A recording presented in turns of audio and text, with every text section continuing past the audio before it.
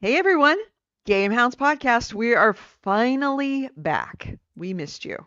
We've been off for 2 weeks. I've been in the East Coast. Nick has not. What did you do for 2 weeks? Well, we didn't do anything. Man, I just hung out. I played games. Played a lot of Yeah, games. yeah, Watched TV. It was great. nice, nice. Uh, You I know was what? in. House of the Dragon is very, very good. Yeah, It it comes out every 2 years, which is just long enough for me to forget how much I enjoyed the show. So every time a new season comes out, it's oh yeah, I remember I really liked that show. I'll wait for it. I'll wait. mm-hmm, Then I mm-hmm. wait and I wait and I wait some more. And I'm like, yeah, I'll get around to it eventually. And then I watch it. I'm like, holy shit, this is really good. This is like Game of Thrones, all the politicking of Game of Thrones, but not bogged down by like the heavy lore. And it's like, this is really good. And then I know it's going to be 2 years. And by the time season 4 comes out, I'll just be like, yeah, I guess I'll get around to it. Yeah. I'm. I want to thank you because yesterday I spent the day watching, well, Friday night and some of yesterday, watching Your Friends and Neighbors. Oh, yeah. It's such a good show. Right? It really is. John Hamm is so good. So good in that role. He there's The there's like a downside is I'm at the what I think is the season ender where let's just say blood has been matched and I had to turn it off because I'm so stressed out about it. of season 1 or season 2. Season 1. Okay. There's 2 seasons? Yeah. Oh, cool. Good to know. And the third has been renewed. So It is more coming. really quite good. It is. It's that Breaking Bad light. It's like you get that fun of like some crime that's kind of slowly escalating, but it doesn't escalate into like a mastermind crime saga because it still stays focused on him and his family and just his family struggles, his struggles with his daughter and his son and his wife. And it's like the crime thing is just kind of a seasoning on top of a larger character show. Mhm. And it was really good for me to watch it this week because last week one of the things that we did was we hired a car in New York City and drove to Philadelphia. And on the way to Philadelphia, of course, you have to travel through New Jersey. We had all day.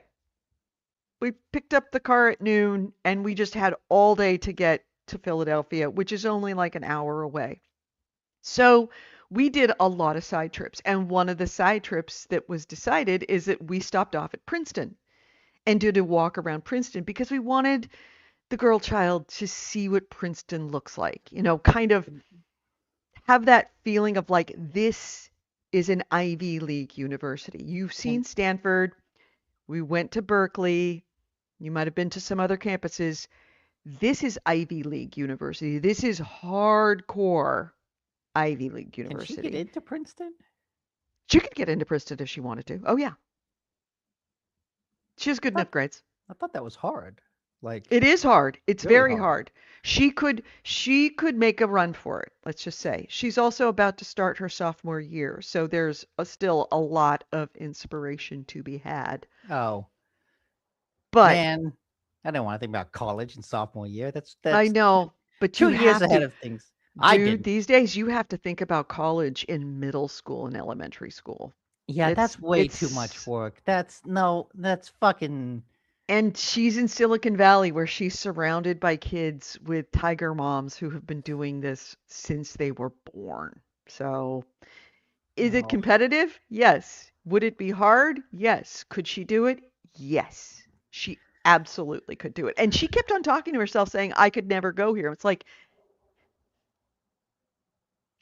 yes, you can.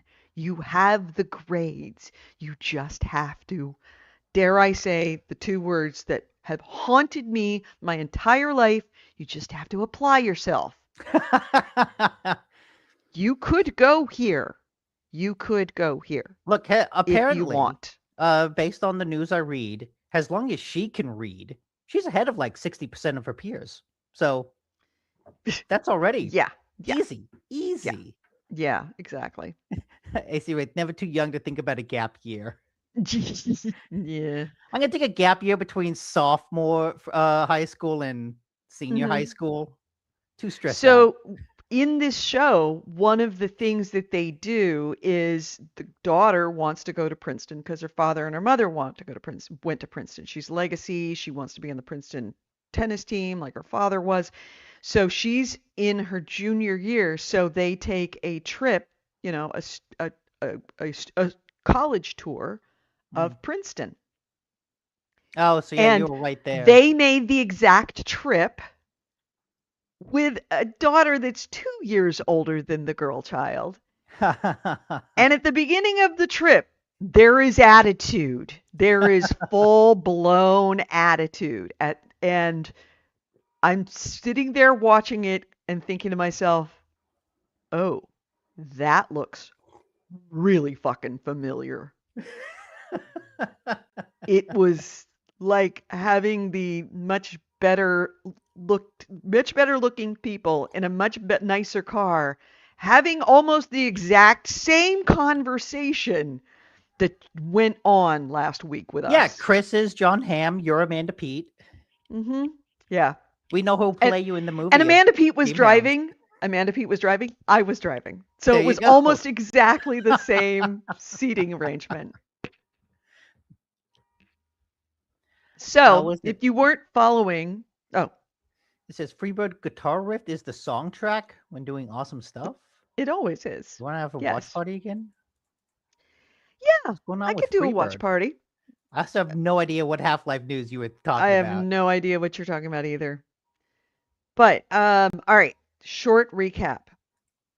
We were supposed to fly from San Francisco to New York City to JFK, Yeah. spend 2 days there, grab a car, go to Philly, 2 days there, drive back to New York City, and then have 3 days there. That was the plan. If you were not aware of what happened in New York City 2 weeks ago, Saturday, it flooded and look, JFK Airport shut down while we were in the air. So we circled Atlantic City for about 30 minutes and then we diverted to Philadelphia. So we got to Mm. Philadelphia 2 days early. We sat in the airport for 6 hours Oh.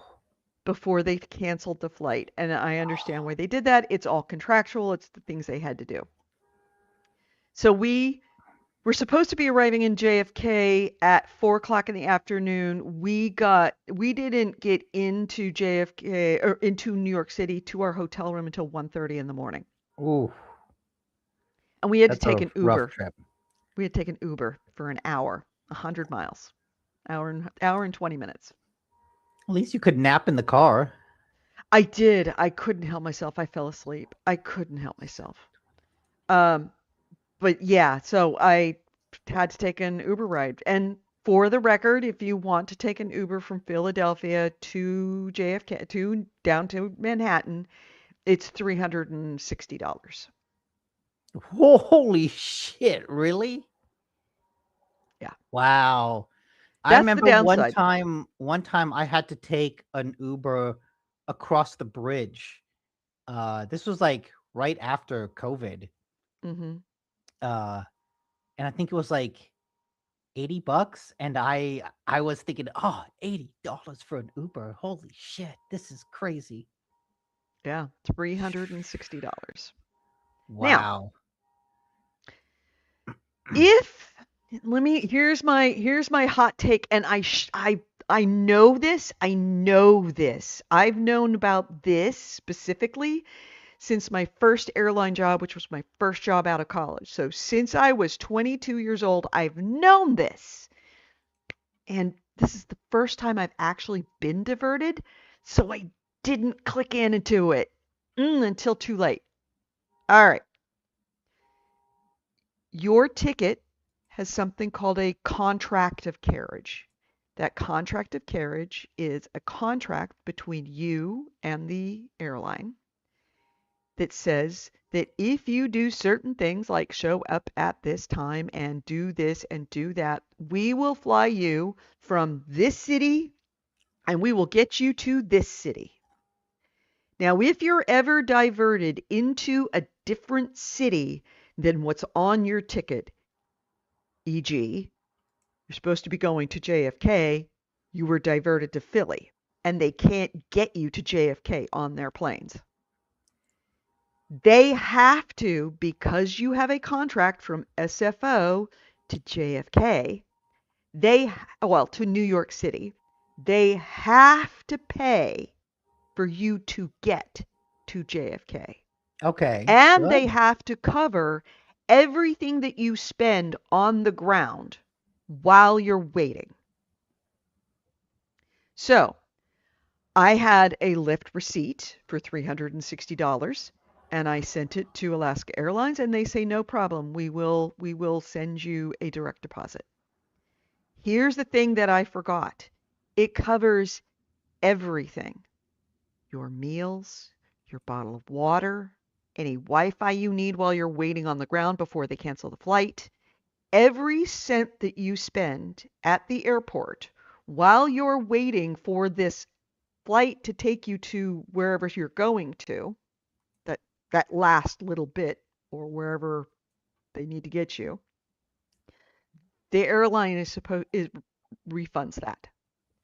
Okay. So when you're diverted into another city, and I mean another whole city, like if you get diverted from to LaGuardia instead of JFK, that's still New York City. They're not going to cover anything. What they will do is if you're diverted to Philadelphia and you didn't need to get to New York City, every time that you spend any money at that airport from the moment that you get off that plane, get a fucking receipt and save it. Because we had multiple meals. We spent meals, we spent bottled water, I spent $10 on a bag of candy, I did all of this stuff. And I'm like, ugh, this is costing me so much money. And it was only when they said that they will cover any month, save, send in your receipts, they will cover any costs, anything that you spent at the airport. It was like, fuck, I forgot about that. So You get should have gone to like the receipts. fanciest airport restaurant you could have. You damn right. You You should have damn right. splurged. Oh. Right? Right? Because I Yeah. knew that they weren't going to be able to fly us back in. Now, How's that the risk airport you're lobster and taking, steak? yeah, exactly. Would you say I that? I feel like he says that in kind of a joking term, but like airport food, especially from those nice restaurants, they're can be nice restaurants. They can be very really good. good. Hmm. So, understanding that you are rolling the dice a bit. If JFK had somehow miraculously opened up and the pilot said, let's go, then you eat the cost. Hmm. So you're rolling the dice a little bit. In this case, I knew JFK was closed. JFK was horribly backed up because if you chose JFK for 5 minutes, it will fuck up everything. And that the pilots were going to time out. Mm. And I knew that because it was a transcontinental flight. They were going to time out before they could get the flight off the ground. So, so yeah. I mean, if you had to spend the night in Philadelphia to get out the next day, they'll cover the hotel room. When you get diverted into a different city, save your receipts. And I would not recommend going out for the steak and lobster unless you know the system and you've gamed it out and you realize there's no way we're getting in tonight. And they're going to wait until the very, very, very, very last possible moment before they cancel the flight, which is why we spent 6.5 hours waiting for them to cancel the flight. Did they know that that flight was canceled? Yeah. They were like a 99.99999% sure chance that flight was going to be canceled the minute we hit Philadelphia. But they couldn't cancel it because they knew due to the contract of carriage, they were going to be on the hook for all of this money. So the guys behind the desks were like, we're going to wait until it is literally physically impossible for us to fly out because the pilot's timed out. Or, the pilot, pretty much, they had to wait for the pilot to time out, which was another 6 hours. So that's why we had to wait. And people were screaming bloody murder, screaming bloody murder. When they No. said that, the flight was delayed but we're not canceling the flight yet. And it had been like 4.5 hours. Some woman screamed, "This is America! You can't do this to us!" Burst out fucking laughing because I knew what it was is that they were waiting for it to be an impossibility to fly and then they could cancel the flight. But they weren't going to do that before it was an impossibility to fly because they were on the hook for tens of thousands of dollars of Yeah, reimbursements. Now they couldn't tell people that because you know what would happen. Everybody go out and get steak and lobster. exactly. Yeah. So that that's what happened. So it was a good education and I'm so angry at myself because I know this stuff. And it used to be whenever I'm at the airport, save your receipts no matter what. Save my receipts because you never fucking know when you might need your receipts. And over the last 30 years I forgot to started to just not do it. And I didn't get any receipts for anything. Mm, So the only thing I had the receipt for was the Uber bill. So Alaska was like, no problem. We're going to direct deposit to your account. They were very nice about it. It's not that they were fucking the consumer. It's contract law. It's pure contract law. That's why they call it a contract of carriage. That's what a ticket is you have made a contract with carriage and your ticket is physical evidence of that contract. So I mean, it still kind of results in fucking you over. it does, but you have to sort of play the game in a contract like that. It's a bit of game. It's gamification of travel, and it has been going Ah, on for generations. You have to know how to play the game. You have to know the contract. So, bottom line, we got diverted. We had a very interesting time sitting around reading news in Philadelphia, and so yeah, that's your hot tip for anybody listening. keep Always your save your receipts if receipts you're at the delivered. if you're And delayed oh, or diverted, or certainly if you're delayed or diverted, especially when you're dealing with weather and you're going to a very busy airport, save your receipts. You should just grab your receipts anyway at the airport, no matter what. It just is on the safe side and save them because you never know what might happen. yeah. Maiden And said if same thing with it's, the BOL and trucking. yeah, bill of lading. It is Very exactly true. like that. You have a contract. I'm getting you from point A to point B. If I fail you to get you to point B, I have to pay for whatever it takes to get you to point B. And if that's another airline, if that is a 15-hour Uber ride, whatever. So, Weather, meh. Good thing that's not everywhere. yeah. Hey, listen, it could be Well, an how else earthquake. was the It could trip? be an earthquake at your What? destination. You How did never you know. enjoy things when you actually got there?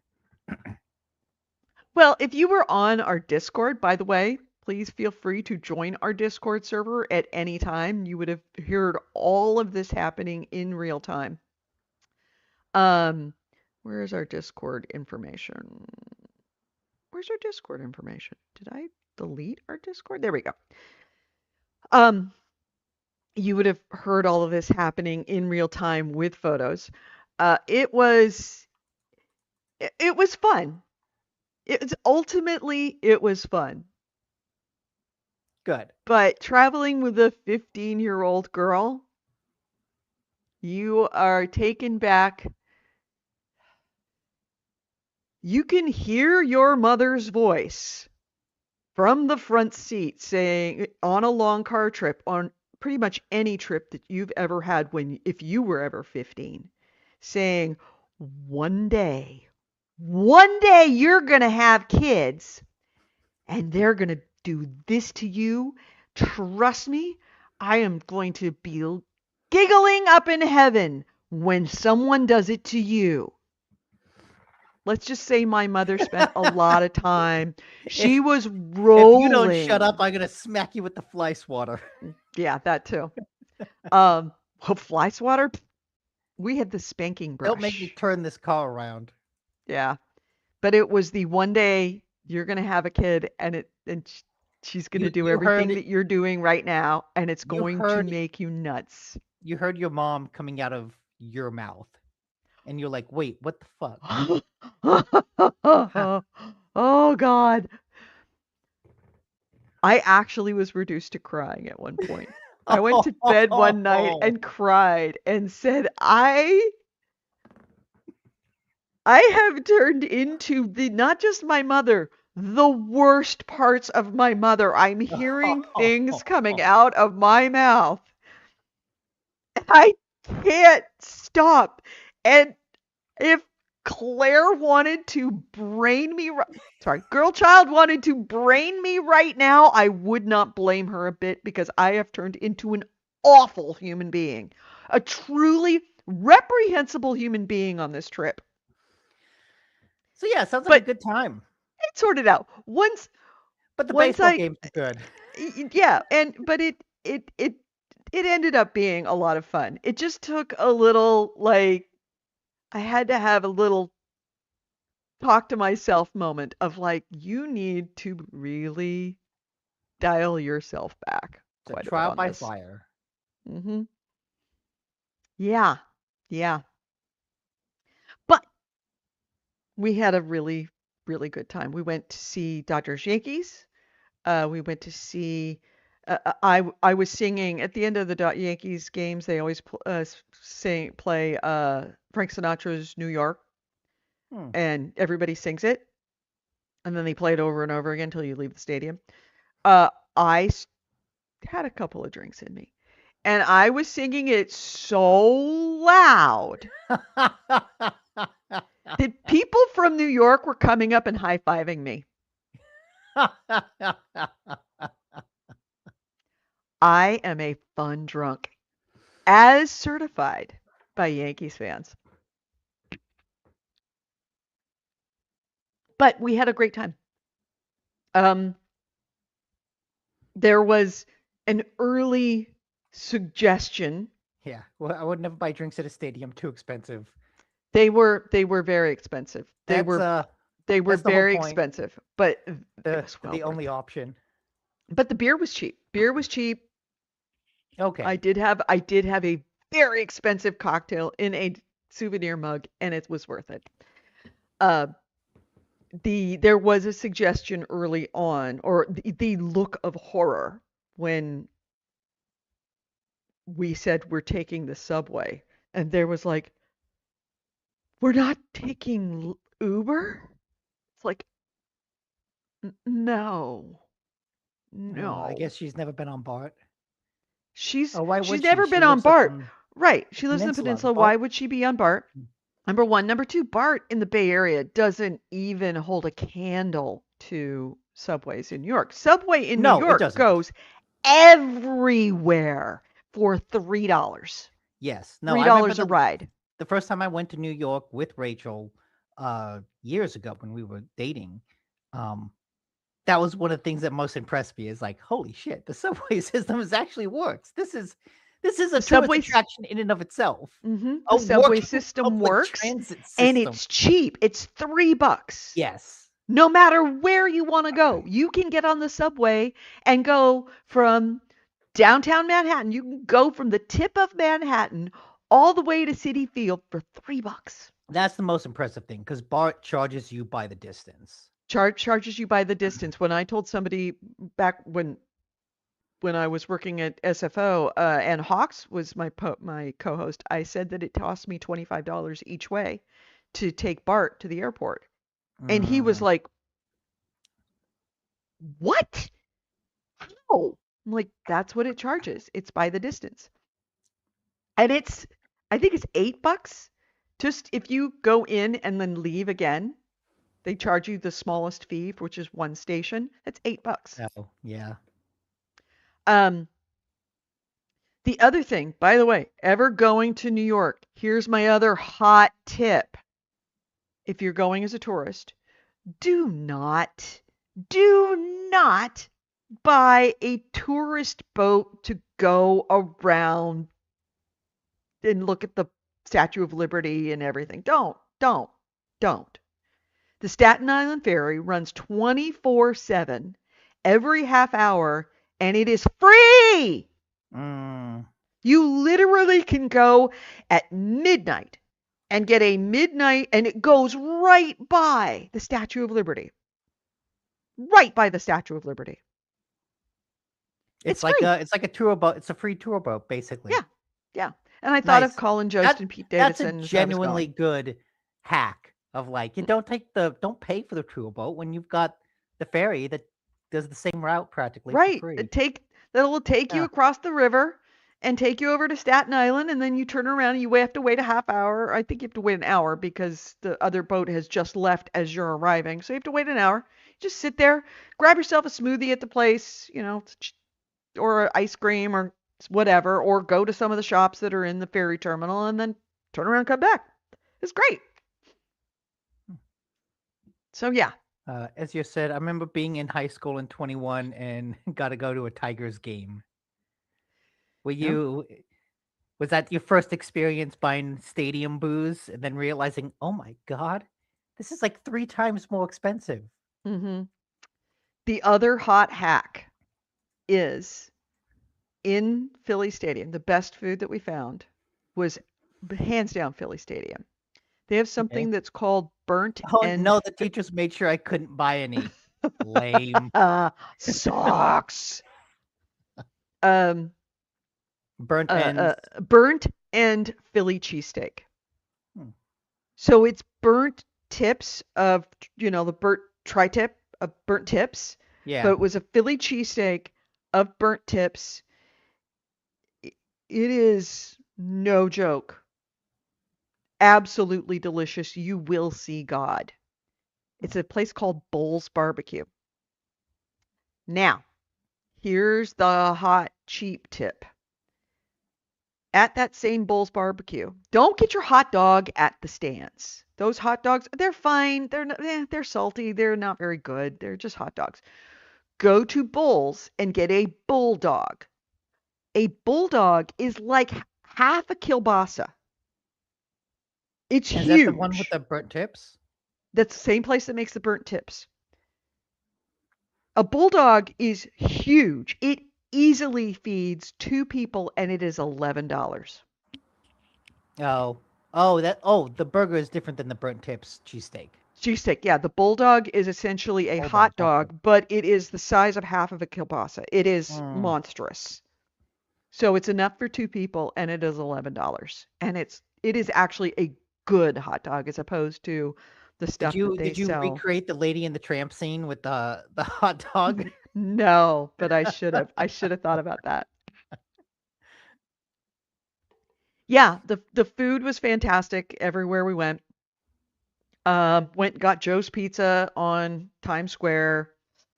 Um, went to D'Alessandro's and got a Philly cheesesteak. By the way, yes, it is as good as they say. As good as the burnt end ones? The burnt end ones, it was a challenge because I knew that it was going to make me sick because I have a problem with pastrami and fatty foods.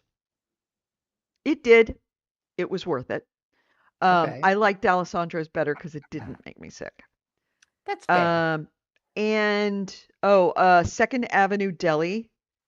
The the pastrami is famous, but what's really good is the coleslaw. Holy shit, is that coleslaw good? And their matzo ball soup. Hmm. Okay. Yeah, stupidly good. So we had some good, New York classic food, which was great. Um, Good trip. yeah, it was a good Glad trip. glad it was eventually a good time, even I if I you did a went lot of through walking. a midlife crisis during the middle of it. Yeah, yeah. In fact, let me show you my health. There we go. So, How so many yeah, miles? so that's my normal. These are my normal days. Okay. All right, where you can see it. Yeah. There you are. Yeah, That's a normal amount of walking. normal amount of walking. Normal amount of walking. Mm. So yeah, double what you usually do, going by the calorie Oh, count. more than that because if you'll notice on this one, look where the scale ends. I don't know if you can see it. Oh yeah, The it scale ends. ends at 600. Was that I You was move that to the next one, oh the scale ends at I don't know if you can see it. There we go. 1,000. 500? Oh, 1,000. Yeah. Yeah. And then, the next week was like I mean, that was the back other down. thing about uh when we went to Manhattan, um when I went with Rachel, is that it's just such a walkable city. You It's like walk everywhere. I could take a taxi and get there in 30 minutes, or I could walk and get there in 20 minutes. So it's like, well, I guess I'll just fucking walk. Yeah. Yeah. And the walks are great. You see lots of interesting things around there. It's just such a great, it's a fantastic city. But Claire really, really, or the girl child really, really, really liked Princeton. Good. Really Good. liked Princeton. And Princeton, if you've never been there, it's a bit like walking through Oxford Light. It is a Never been to either, so I don't. truly, truly gorgeous campus. We don't, on the West Coast, we don't appreciate what old school Ivy League campuses are. And Princeton is a very good place to go because you walk on that campus and you're like, oh, this is college. This is old school I'm so college. she's looking at it going, I can get away from the woman who's just belting out songs at the baseball game. Hmm. Well, she didn't want to go. She's like, I don't want to walk it. And Yeah. we were like, yeah, absolutely. We're gonna go across the street and we're gonna walk. And you could stay here and stand on the corner, or you could come with. And so she came with. And when she got onto the campus, she was like, you see the eyes, like, wow. Maynard has said, well, Edie was in New York and Philly. I was in Seattle in DFW. DFW, Dallas Fort Worth. Okay. Yay, Yay, work. work. Hmm. But then Seattle was a blast meeting online friends. Yeah. In fact, one, two, three, four, five. Ooh, only five this time. I turn away so I don't interrupt the show. I know, and I'm not gonna let that happen. In fact, that's where they are today. What, Dallas Fort Worth or Seattle, Princeton? Oh, Seattle. Seattle, visiting family. Ah, Yeah. cool. So that was my New York trip. It was worth it.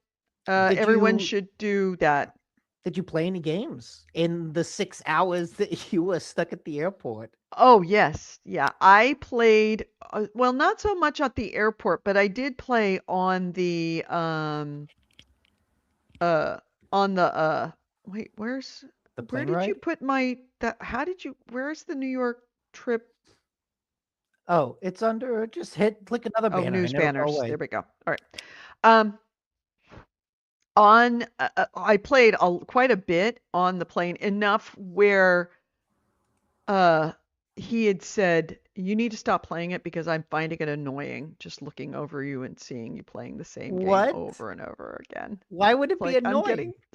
because he keeps looking over my shoulder and it's the same thing. It's always the same thing. But why would that be annoying? What what kind of person gets annoyed watching someone else play? What were you playing? Call to the Lamb. That's what why the fuck would you get annoyed watching this is has he played it? No, Well, maybe he fucking should, because then you I know. realize I know. And I why would did that play a be? little bit of unfortunately you took the banner off and I can't remember the name. The one with the fake 80s games? Oh, UFO 50. UFO 50, that's it. I did play quite a bit of UFO 50, and um, he would look over and he'd go, "Go left, go left, go up, go up." Oh, Oh, and I'm he's like, such a "Do you want to backseat try? gamer. Do you want to Such try?" a fucking Because backseat he gamer. said, this is fully your game. This is fully your game. There are 50 of these games in here, and they're all good. They're all really freaking hard, though. Really hard. Mhm. Um, so again, I feel like those are both still the gold medal standard of things to play on the Steam Deck. Um, the other thing, I haven't put up this banner because I don't want you to see what it is until the last minute. Okay, okay. I So I will click away from the banners. I'm not looking at them. okay, I'm so looking at the I comments. I started playing this game in 2016 when it first came out. And I was Okay. like, okay, I played it a little bit, played it quite a lot, and finally I was like, you know what, fuck it. This is just seems like a cash grab, and dropped it. He has been playing it consistently since 2016, so he it's essentially the whole family plays it. And I, for the last 2 years, have been resisting because there's a stigma to it. There really is. But last week, when he was going Games through New York, released in he was 2016. constantly playing it everywhere we went. And finally, I'm like, I haven't looked at that account since a decade ago. So I logged in and saw it. And since then, I started playing it quite a bit. I'm looking at games that came out in 2016. It's definitely not Uncharted 4 or Dark Souls 3. Mm-mm. It's a Oh, it mobile could game. be. Oh, is it Pokemon Go? It is Pokemon Go. I was looking at this list going, is it Overwatch? Is Edie playing Overwatch? Is it Battlefield? It could be Battlefield. I would not have looked at Pokemon Go until you're like, everyone's playing it. What? That's Yeah. that's actually good to do as you're walking around New York. I'll bet there's a He lot of was fun stuff I around them. I ran out of battery on my phone 4 times because he's like, "Okay, we're going to go to this restaurant. We're going to go to this place. You navigate." So I'm running Google Maps, which Mm. chews up your battery. Meanwhile, he's on his phone. I'm like, "Why are you not doing this? I'm almost out of battery." And he's like, "I'm playing Pokemon Go." He's he collected something like 700 or 800 Pokemon while he was there. Wow. It was Pokemon Go is how you get millions of people to take pictures of random shit. mhm mhm.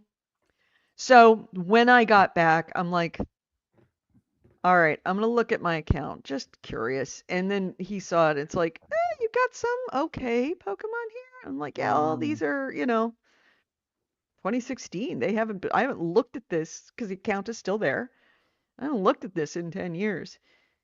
And he's like, well, like, look, why don't you catch that Pokemon? I'm like, I don't want to, I don't, okay. And now let's just say, when I looked at it last weekend for the first time in 10 years, I was level 19. I am now level 39. Ah. So, yeah, I'm not playing it constantly, but it has clearly evolved in the last 20 years. And Yeah. and that was one of the reasons why I stopped playing it is because you ran out of Pokeballs, so then you had to buy Pokeballs. And it was constant. Yeah. You always had to buy balls. You never had enough balls. And I'm like, no, I'm not going to do that. I'm not going to do that. I did spend some money on it. And finally, I'm like, you know what? Fuck it. I'm not going to more spend any more money on this. Well, they have since tweaked the gameplay. So you're never short of balls, ever. But they have tweaked other things to make Oh you yeah. Oh yeah. spend a little money. Like, okay, your storage for all these thousands of Pokemon are it's very limited. You're gonna need to expand your storage, but you get such small amounts of coins. So you kind of have to spend some of your own money to do that, unless you want to throw away all of your Pokemon. So I've been doing that. They have a remote, another app. Well, they don't have the app. There is another app that is a third-party app called Pokegenie, which allows you to do remote raids all over the world, which is kind of cool because I Oh, can do a that's remote raid. yeah, that is neat. So You I can put, can huh? do a remote raid with a group. And one of the parts of the remote raid, the way that they do it is that it gives you the host's friend code, and then you friend that person. And then that person can use Pokegenie to determine which of his friends, which of the people that just added, are supposed to be in this raid, and he could start the raid. He or she could start the raid. So they become a member of your friends list, and they could be anywhere in the world. So I guess it is a tradition is that when you do your raid, you finish your raid, you send that new friend a gift to say, this is where I was from. So I got a my first raid was I got a gift back from, a postcard from South Korea. I got a postcard from Idaho. I got a postcard from the UK. They get postcards from San Francisco of different places. And so you want to get cool things in San Francisco, like cool pictures to be on your postcard. So you're looking for specific Pokestops that have the coolest pictures, like the AT&T Park picture or the picture of the Pokestop at the Bay Bridge from underneath the Bay Bridge. Or Hmm. apparently the really hot one in the world is if you go to the Pokestop at the San Carlos In-N-Out Burger, or I don't know if it's any other In-N-Out Burger. You go to an In-N-Out Burger, if there's a Pokestop there, you get an In-N-Out sign that's the picture on your postcard, and people apparently freaking love it. Hmm. In and So, out. In-N-Out sign. So pick up your, make sure if you're ever anywhere near an In-N-Out and you play Pokemon Go, get your Pokestop, get an In-N-Out Pokestop and hope that you get a gift to send to someone else that is the In-N-Out sign. People apparently very, very, especially in foreign countries, absolutely love that. But yeah, I mean, it's a good noodler. It has found its rhythm in that you can log in, you catch a bunch of Pokemon, you spin some Pokestops, and then you log out. You turn which it is on when you go for a walk. which is the platonic ideal of a mobile game It's a when you can platonic turn on, ideal. play a little bit, turn off, and that's it. Like you Right. don't need You could larger investment. play with the Pokegenie. You can go very hard, and I think that that is one of the reasons why Pokemon by Niantic and Nintendo don't stop Pokegenie, is because for those people who get truly addicted to this is a way that you could constantly Mm, raid. And every time you raid remotely, you have to have raid passes. If you don't have raid passes, you got to buy raid passes. there you go. So they're pretty much okay with that because it gives you an avenue for true over addiction to it, and I could see that being a an avenue for it. You But have to if you play as intended, it's just a little in and a little out. Maybe you have it running in the background when you take a walk. you have to now you have to now share your friend code so that Do I? people can Is play it with you. is it a bad? Is it a SEO? I'm gonna trust you. Is it a risk at all to put my friend code on the stream where other people can see I it? mean, you could also put it in Discord I'll just put it in Discord. Hey, there you go. If you want my friend code, because and I will send you in and out postcards, I think that absolutely. just means people can then send you their A friend friend code and request. be like, yeah, friend Yeah. request. That's all it Yeah. is. It's Um Nintendo's restrictive friend request system. yeah. So, yeah, just join our Discord. It's the GameHounds Discord. If you can't find it with that link below, GameHounds Discord, it's also in Yeah, all he the says he put it descriptions in in all of the Discord. locations. So, yeah, put it in Discord. And yeah, you can be my friend and I'll send you in and out postcards. So those were the games that I was playing while I was gone. What about you? I finished pretty early in the 2 weeks. I finished Crimson Desert. No. So that game is officially done. I like where it ended up. I kind of like the eventual story of that game is kind of Mm-hmm. interesting. It's very clearly meant to be an MMO because the story starts in like one kind of defined fantasy location. And then you go off to this heavily forested area and there's a whole bunch of quests over there. Then you go to this other castle area and there's a bunch of quests over there and they've got their own politics. Then you go to this place that's overtaken by robots and steam bots and there's a whole bunch of quests over there. And it really feels like an MMO where, oh, you're going to go to these different locations and there's like a little bit, there's a big, larger story of like an evil targeting the world and how that affects the societies in each of these areas. And so when you help each of the areas, you kind of help defeat the larger evil and then you go and you fight the larger evil in the end. But it's, yeah, it's definitely got that MMO style storytelling. Um, Well, it makes sense that it would. But then and again, Because all of it the started really life as good, an MMO. right? And on top of that, it's a you know, so does Baldur's Gate have that same kind of feel where it's this grand epic story. Yes, but like Baldur's Gate is well written. I'll be right back. Okay, I'm when I listening say still. MMO, I mean like in the same way that with Final Fantasy Online, I think when we played it for a while, uh at a certain point I was just skipping over the dialogue in that game because there's so much of it and all of it amounts to is a fetch quest and I got tired and eventually I was skipping over a lot of the dialogue in that game. That's what I mean when I say this is kind of MMO like is there's a lot of quests and there's like some really interesting ideas, but most of the dialogue is whatever. You can skip it and then just follow the quest objectives. Like that's really all you need to do. Um and it's the world that's kind of the more interesting part than the quests in it. But I'm also as you get towards the end, you can also see like where the edges of the design come in the same way that playing through Metal Gear Solid 5. Oh, that feels like such an incredible game. And then you get to the end and it just kind of ends. And you're like, what happened to the rest of the game? They're in the Crimson Desert area within Crimson Desert. A lot of times, this game has incredible draw distances. And so a lot of times I'm on the opposite side of the map and it's a clear day and I can see these mountains across the continent in the desert. And on my map, I can see they're called like the sun choked mountains.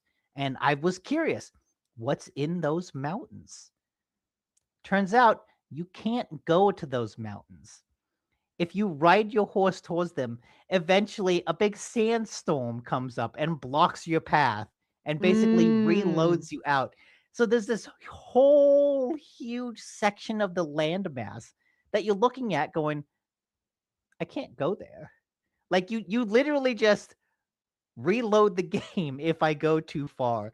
And it's interesting seeing the edges of that because for the most part the game is pretty good at hiding its edges. But then when you do get to the edge, it's just like, yo, this is the fucking edge of the game. Go back. It's like, Mhm. oh, okay, okay. Um, but yeah, I still love this game. I loved being in the world. I loved the combat. I loved the visuals. I Did love you just like going up these stairs forever? I did. I went through these stairs a whole bunch. Jesus. Hang on, my cat might be about to puke. Um, Oh, good old cat pukes. but yes, I one of the things I liked is that is something like this. I enjoyed the kind of platforming challenges of it. I enjoyed just walking up the stairs and just kind of taking in the vibes of the world because this area is really interesting because this area is kind of Chinese. Oh God, I don't know what those land masses were called, but it's like southeastern China, where you have like the flat water and there's the big pillars of land coming up Mhm. out of it. Um, Like plateau kind of thing? yeah, that's what this area of the game is, and it's unlike all other areas in the game. And so that makes it a really interesting place to explore because it's so vertical. Mhm. But yeah, I just enjoyed hanging out in the world. I just enjoyed like walking up these stairs. I would switch to first person mode and just walk up the stairs and kind of sort of soak in the vibes of the place. And I loved it. Yeah, so that's Crimson Desert. Archipelago. It looks like a bit of an archipelago in that way. Like lots Yeah, of little islands.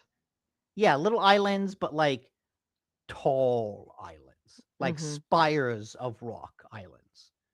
Got it. Let's see if this loads and maybe he turns around, you can get a better sense of what it looks like.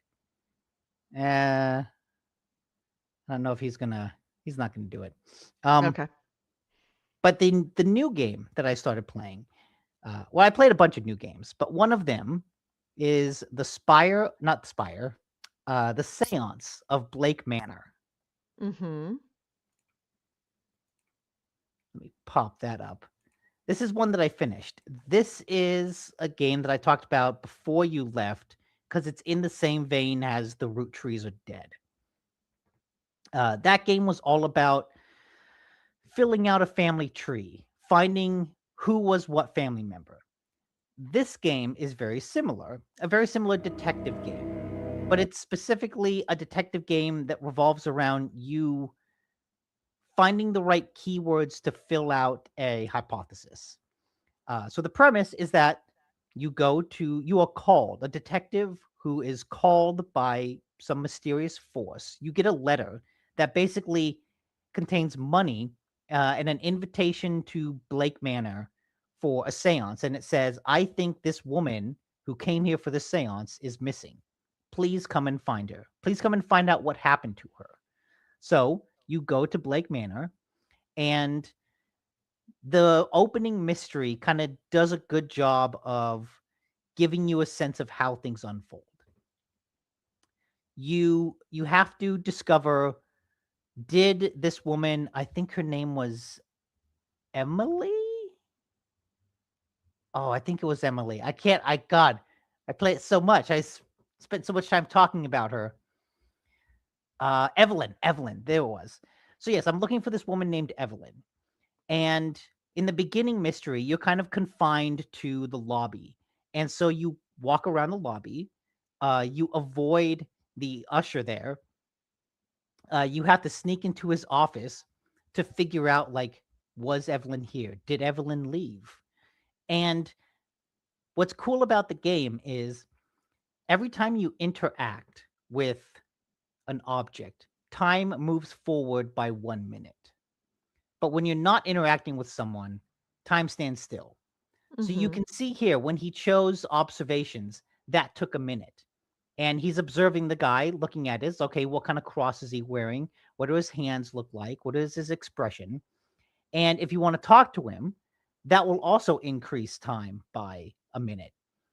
Things are time sensitive.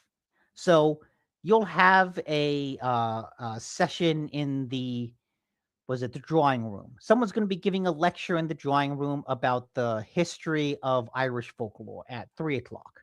Well, it's 2 o'clock now. That means I have 60 interactions I can make until 3 o'clock comes. What do you do? How do you spend that time? And because you can explore the house without time moving, that gives you a nice chance to really plan your route and to plan out, how do I want to deduce things? Uh, because your goal, once you get into the manor, there's this seance that's going to happen at the end of the weekend. And it collects a bunch of weird people for this magical event. Your job is to find out why each of them are here and help them. So you do that by just going around, talking to people, finding out the deal, investigating some of the landscape, some of grounds of Blake Manor. You can find some weird things there. You can steal some keys and start sneaking into people's rooms to see, okay, you said X, but if I investigate your room, I'm going to find Y. Then you bring that evidence back to them, confront them with like something they're planning to do, and then help them. And that's kind of the goal of the game, is this constant level of deduction. Find out what people want and find out how to help them. And it's really, really good. It there's so much going on because there's like 20 different people you can investigate between the guests and the staff, and all of them have a genuinely interesting story that you go around that you have to solve. Some of them you might solve faster than others. Some are very clearly like locked away so that you're not meant to solve their mysteries until later in the game. But I'm sure that if you played this, the route you took and the mysteries you solve will be completely different from the route I took in the mysteries, at least in the order that I solved them in. But what I really love about the game is it's got this really heavy, spooky atmosphere to it. Because as you're going and you're learning about each of the guests, there's a library. So when the guest tells you, "Oh, I'm a Gnostic priest," you unlock Gnosticism in the library. And so you go and investigate that. And that, a lot of the information you find there relates to that guy's story and what he wants. The history of slavery in Brazil is a big plot point for one person. The history, Irish folklore and Irish mythology. Like, you're actually doing a level of research and learning about Irish mythology, Brazilian history, and Gnostic mysticism in a way that feels like, oh shit, I'm like digging into some real esoteric knowledge, but this is actually relevant to the characters, and this is actually helping me figure out what they want.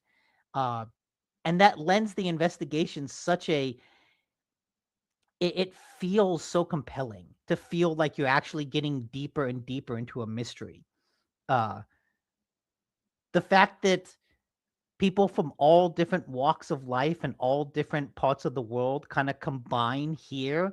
It's got this almost spooky cosmic horror sensibility to it because it's like, oh, all the evils of the world, all the dark past. Everyone's got a dark past, and they're all from different parts of the world, and they're all converging at this one moment. And it feels like, oh, this is like the nexus of all bad things that happen around the world. But you are helping these people. Like, once you find out what they want, your goal is to help them.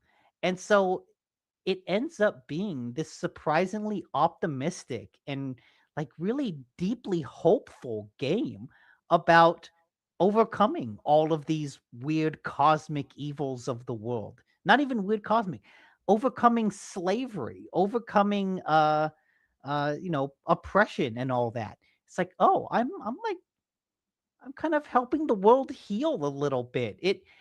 It manages to tell a story in a single location that feels like it has much bigger universal effect, and that's really really cool. Hmm. I loved this game. It The way that it encourages you to sneak around and like look at everyone's. I'm gonna open their drawers. I'm gonna rummage through their clothes, and I'm gonna look at this. I'm gonna look at this, and like you need to be thorough. It behooves you to just be an absolute thorough sneak. Like when you enter someone's room, don't leave a pillow unturned. You're gonna rummage through everything. And that gets really fun to do over time. This looks really fun. This looks It's like my kind of game that could really capture my imagination. And if I don't, obviously don't finish it in one going, I'll be sitting there you working on won't it in my you won't finish head. it in one go. Like this took Okay. me this took me a solid week of playing. I think I put like 25 to 30 hours into it. But it's something that I will be thinking about when I'm commuting or Oh, thinking about. 100 fucking percent. Oh, I Because you'll be love those like, kind of games. you'll be going, okay, I've got this guy, I've got this clue.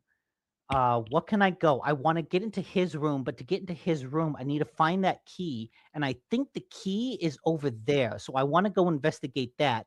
But I don't want to do that yet because I want to talk to Mr. O'Meara because I know where he is. And I have 15 minutes until noon. And at noon, he's going to go and give a speech in the drawing room. So I need to talk to him now because I won't have the opportunity to do it later. So I'm going to go talk to him now. And that kind of time management mystery deduction is so good. And like I said, since time doesn't move forward unless you interact with someone, that lends a level of like you're sitting in someone's room going, I've got 10 minutes until 2 o'clock and I want to do something at 2 o'clock. So I can interact with 10 things.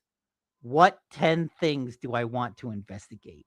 I'm going to do that. I'm going to do that. I'm going to do that. And You have then to be you're very like, deliberate in your actions, deliberate in every interaction that you have with yeah. people. But you also want to be really fucking thorough because some things are like pretty well hidden. So you're like, okay, I can't look at those pile of clothes. And I probably shouldn't because it's just a pile of clothes and there's usually nothing in a pile of clothes. But there could be something in that pile of clothes. So I'm going to come back at 2:30 after I'm done with that other thing and investigate the pile of clothes. Um, uh, I could see this being incredibly annoying in that way. But, I also like the fact that you have to be methodical and Yeah. intentional with your investigations. Now, question, did you do any save scumming? I Because this sounds like a game that is just save scummerific. yes, I did, but not that much.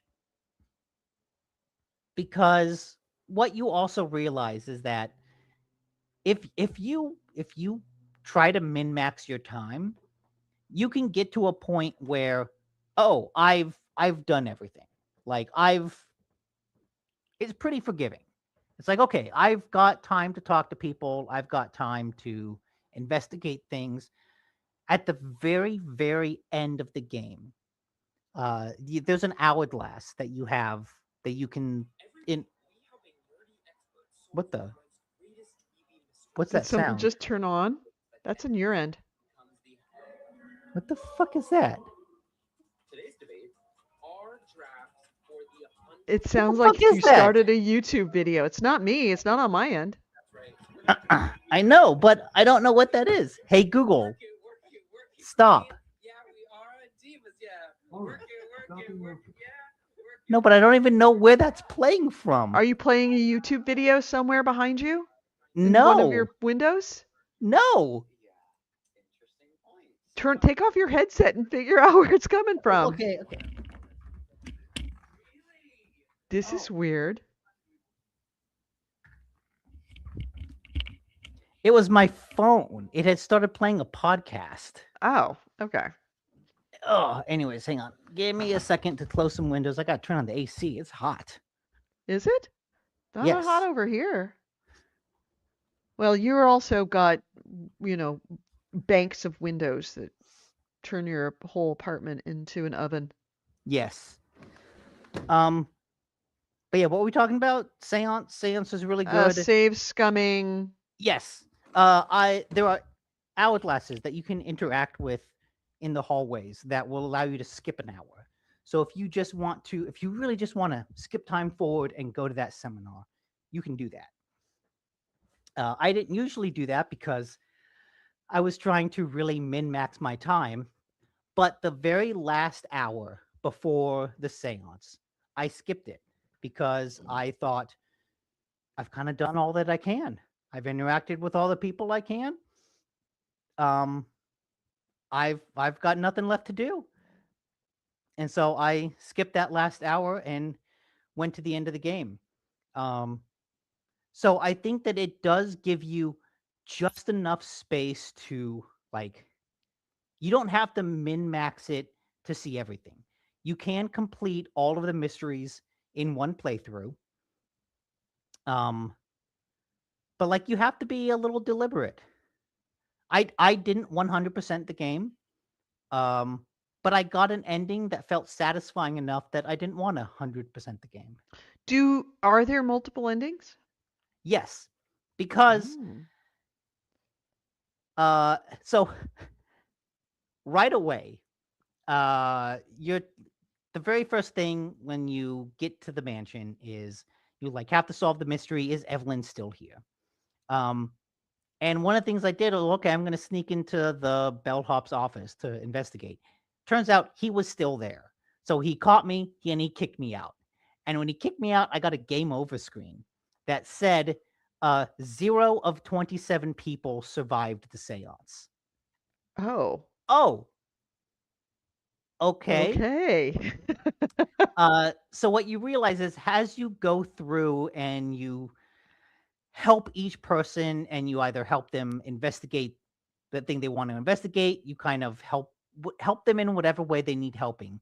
Some will decide not to go to the seance, and then some will get something that protects them at the seance. And so as you complete each of their objectives, you'll get more and more signs of, you know, 3 people will survive the seance, 5 people will survive the seance, 10 people will survive the seance. And you can max that out, but also like maybe you don't want to max it out. Interesting. Okay. I'm sold. It sounds like an ED game. Yeah, it's a What did you play it really on? cool game. I played it on Steam Machine. I spent the whole game going around using the Steam controller, and it felt really good. And it was really nice to be able to play this in my living room. Yeah. Yeah. The Steam Machine. Man, it could not have arrived at a worse time for me financially, Yeah, but Jesus, I'm glad I got it. It really is the epitome of convenience. It's the thing I you didn't know that you needed to complete your life, but it does. so I also saw, and my next goal, uh, this YouTuber had a video where he was going, looking at the mod for Baldur's Gate 3 that Mhm. turns it into third person. Oh. Uh-oh. Um, and he was showing video of it, and it looks like The Witcher. It's like, oh, when you get into combat, the camera pulls back overhead. But I thought, oh, this looks so good.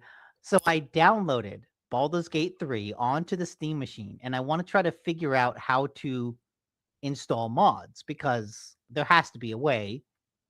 It is Yes. just a PC. Um, Yes. but I want to install that mod so that maybe I can go back to Baldur's It's Gate probably in 3. the Steam Workshop. I'm sure I haven't looked at it beyond downloading the game, but I want to go back to Baldur's Gate and play it in third person. I'm I'm absolutely 100% down to play Baldur's Gate again with you because I mean, I would pick up where my save last left off, which was at the end of Act 2, because I still never okay, played through Act 3. well, we can have multiplayer Mhm. in your game. I don't have a problem with. Or can you? As I recall, you have to start a whole new game to play multiplayer. Maybe? As I recall, that's why we had to start over in a whole new game. They've also patched the hell out of it since then. True. True that. But Um, also, I don't have much time because October, no, November. yeah, November, September is coming. There's a lot of stuff coming out in September that I want Yeah. to Well, play. everything that didn't want to release in November is releasing in September and October. So it's going to be a very busy couple of I months. was I was looking at my schedule that the game releases, and I thought, you know what? I could play everything. I can play everything. I can. I've got We time. should put together we'll put together for next week. I'll put together a list of release dates for games and we should probably talk about the last quarter of the year that what our lives are going to be looking last third of the year, September, October, November, December, what it's going to be looking like. Because this is unlike any other year with the release of Grand Theft Auto and everything kind of clearing out the calendar in order to avoid it. It's going to be a very interesting Yeah. couple of months. Oh, Ezio says he's not going to get GTA 6. Really, why wouldn't you get GTA 6? How Although we're dare waiting for the you, trailer. sir? I know. How How dare dare you? you? How dare you? I'm offended. Like, really? You waiting for a trailer to do what? Like, what is it? Is the trailer gonna sell you on it? Is it not gonna sell you on it? Like, people, you're already gonna buy it. The Don't trailer's already, yeah, you're gonna buy it. The trailer's already doesn't appeal supposedly to me. any day That's now. fair. There's general consensus in the rumorverse that any minute now we're gonna see the trailer.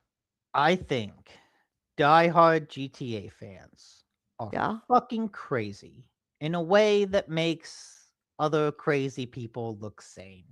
Yep. Because they're looking for clues in social media posts for a trailer that like Rockstar doesn't even need to put out.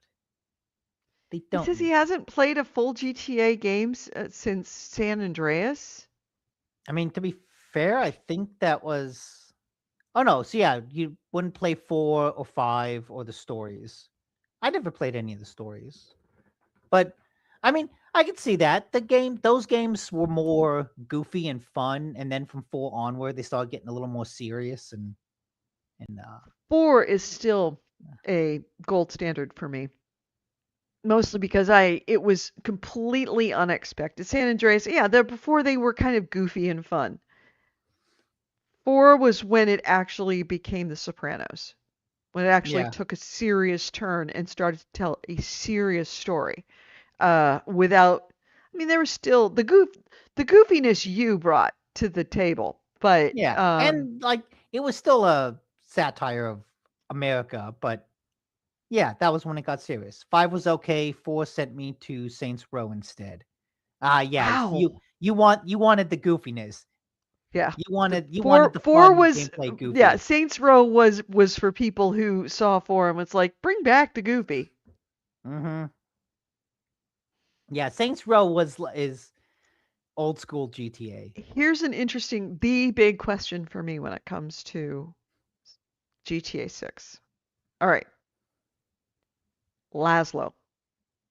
Laszlo has been around since Oh, 3. he was the radio DJ, announcer. radio announcer. Yeah. Hilarious. Absolutely freaking love Laszlo. Laszlo, he was in 3. When would GTA 3 come out? Oh my god, when I was in high school. 2001. That was 25 years ago that Laszlo was first introduced to us, and he has been in every GTA since. Laszlo's What about him? old. Laszlo's Mm. he is a real like personality. Laszlo is old now. I can't imagine Laszlo will sound like Laszlo, or moreover, that you know, I think he's still alive. Will GTA 6 even have radio stations? What is a radio station? Or will you Yeah, just have a true, collection of podcasts to true. listen to? AC Wraith says, serious for Laszlo people who weren't fans of Jones. the franchise, Pharrell GTA 4. Why don't you like GTA 4? I love GTA 4. Yeah, and then Ezio says GTA 3 is retro. It absolutely is. That is a retro game now. So Laszlo was a writer, producer, and voice actor. And after being on GTA in 2001, he ended up getting a show called The Laszlo Show on Sundays on WXRK FM in New York City. Really? Hmm. He was on for 23 shows, and then the station ceased all terrestrial radio. Ha! So then he went to a uncensored, a Sirius XM satellite radio as part of their Saturday night virus lineup on The Virus. So let's see. Oh, he's saying it's literally the definition of retro. A video game becomes retro through hardware obsolescence, discontinued active platform support and the passage of time, typically 15 to 20 years.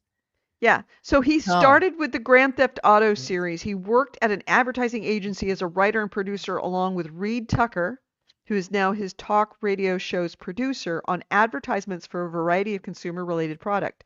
Since Grand Theft Auto 3, he co-wrote the radio stations in the games with Dan Houser. So he was an advertising guy who was turned into a voice guy, turned into an actual radio personality because of Grand Theft Auto. So I No, believe The he's still Witcher alive. 3 doesn't also qualify as a retro game. The Witcher 3 is not a retro game. So, and also Laszlo left Rockstar Games in 2020. Okay, we're having like two different conversations. Yeah, I'm sorry. Okay, what about Laszlo? Like, do you think he's going to be in it? He left Rockstar in 2020. Yeah, then there's a solid chance he's not in it. Yeah. Which would be the end of an era, to say the least, if I mean, Laszlo wasn't. they'll have other shock jocks in on the Yeah, radio but station it's for Laszlo sure. is Laszlo. GTA Radio is Laszlo. So I'm if he's not there, I'm going to be a little sad. But if he is there, he's also 25 years older than when he first did this. Like his voice will have changed. Yeah.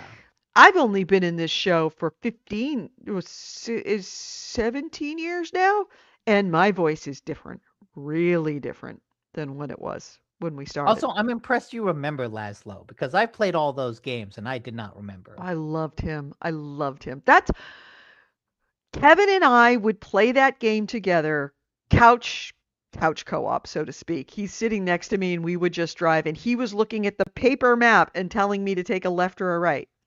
And we would Huh. just drive around and listen to that radio station and just laugh our asses off the entire time.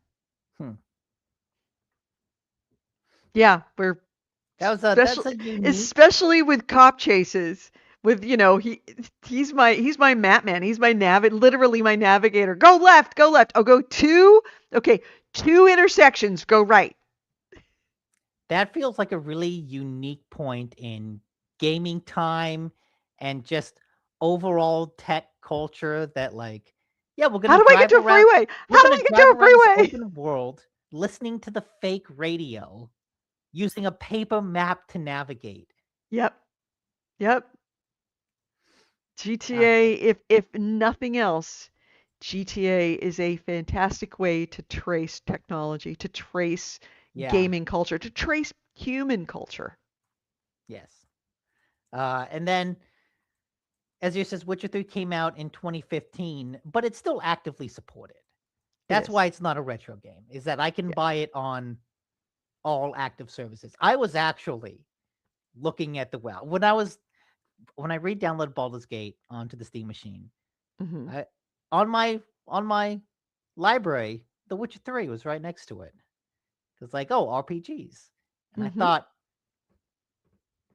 I could go back. I could start The Witcher You 3. you I should you want to should start start The Witcher 3. I want to I never beat it. But like I they never got did the either. DLC. They've got the DLC coming out next Hmm. year Hmm. for Witcher 3. I was like I could play some. Instead I started playing a different game that I'll talk about another week. Okay. All right. But yeah, the fact So that I'm looking at The Witcher 3 on my new Steam machine and my old PlayStation and going, I could download and play The Witcher 3 on these right now. I don't hmm. think that game counts as retro just yet. Yeah. And it's getting DLC in Yeah, if 2020 you can't fucking it 8. you can't get it's not a retro game if you're getting DLC. So now, question: does that mean Hmm. if Nintendo comes out with DLC for Super Mario Brothers, all of a sudden Super Mario Brothers isn't a retro game? Sorry, I have to clean my camera. Uh no. I still think that that's a retro game cuz retro I think is a function of one uh support and continuing Yeah, DLC and continuous so support, continuing hardware to work on it. obsolescence is a big one. Hardware obsolescence. I think that it also is a factor of gameplay, the type of gameplay it is, that it's no longer in fashion. Hmm. And it also is a function of graphics, what it looks like. I don't know if that counts I think it anymore. does. I think it does. I don't know that when you're talking about the way things look at that old, even if they are continuously supported, they're still pretty retro. I mean, it's They're got a not retro post retro, style. UFO 50 is a post post retro retro. modern game because it's Right. designed to be retro, but it's not retro. But they look retro. Right. And they play retro. They're Yeah. they're they're designed to be retro. And that's why I say that the term retro game really can't necessarily just be when it was made. It also has to be an element of its content, like UFO 50, which I Yep, wouldn't I got call a you. retro game, but I would call it a post retro game because it's designed to I simulate mean, retro games. also you can buy it on modern machines, Right. which is that's also one of the definitions is the hardware obsolescence. True. That's why Hardware obsolescence by definition right there makes it. GTA 3 is because you cannot play a PlayStation 2. You can reach that retro classification by many paths. That Yeah. is one of them. Anyway, Is if it's on look an what you old did. Look what you console. did, Izio. You Yeah, derailed the entire podcast. well done, sir. Do we Um, want to hit the news? yeah, hit the All news. right. Let's. Oh, That's you what know we've what we been never did? We never playing. started the show. Oops. Oh, I'm out of practice here. we'll start the show. Y- It's a y- late show. Yeah, no. We'll just hit the news. Let's hit the I can news. get many PS2 games on my PS5. That means put PS2 games on the long retro. Not necessarily because they originated on PS2. And I do think having the original console no longer available matters. But Witcher 4 came out on PS4, and PS4 is still readily available, Mm-hmm. unlike PS2. Right. At least that's my bullshit excuse. Let's hit the news. This is the GameHounds News, the news, views, and commentary of the week in gaming with Gamer Edie and Nick Nicola. And our first item is, we have 2 weeks worth of stuff. And I Yeah. didn't pay attention to gaming news the I've entire got time. I've got some good ones. Yeah? Um I don't know if anything jumps out at me. Well, okay. Let's start. Oh, let me actually go to the news Well, banner. let's hit the big news. The Do-do-do-do-do-do.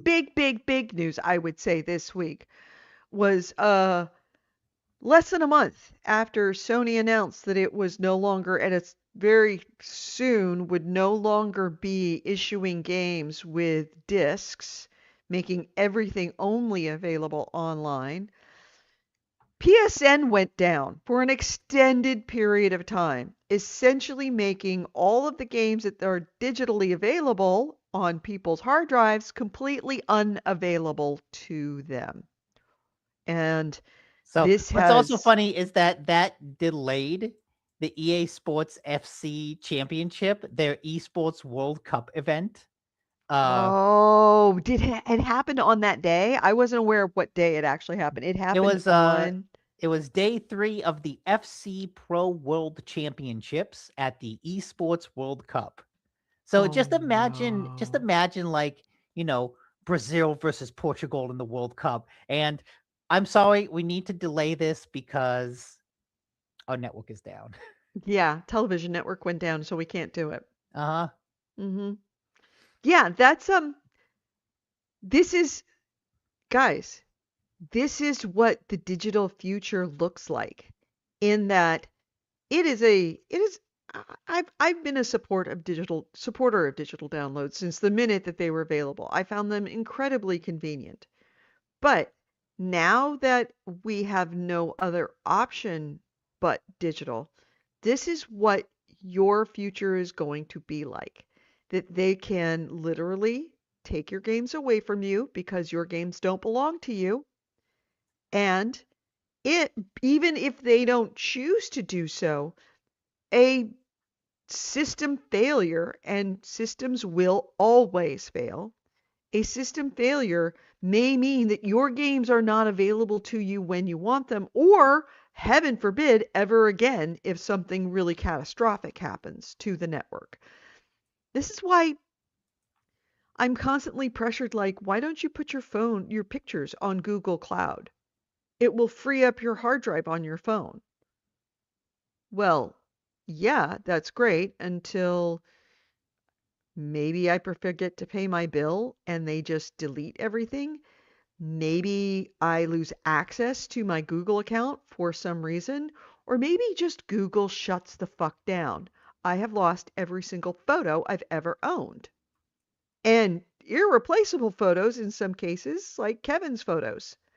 I can't get those back. Yeah, back those up. That's that's not acceptable. Backups. Is it likely? No. Is it possible? Clearly, when PSN goes down and large swaths of people cannot play their games. You know who could play their games? People with discs. Even the discs phoning home is a problem.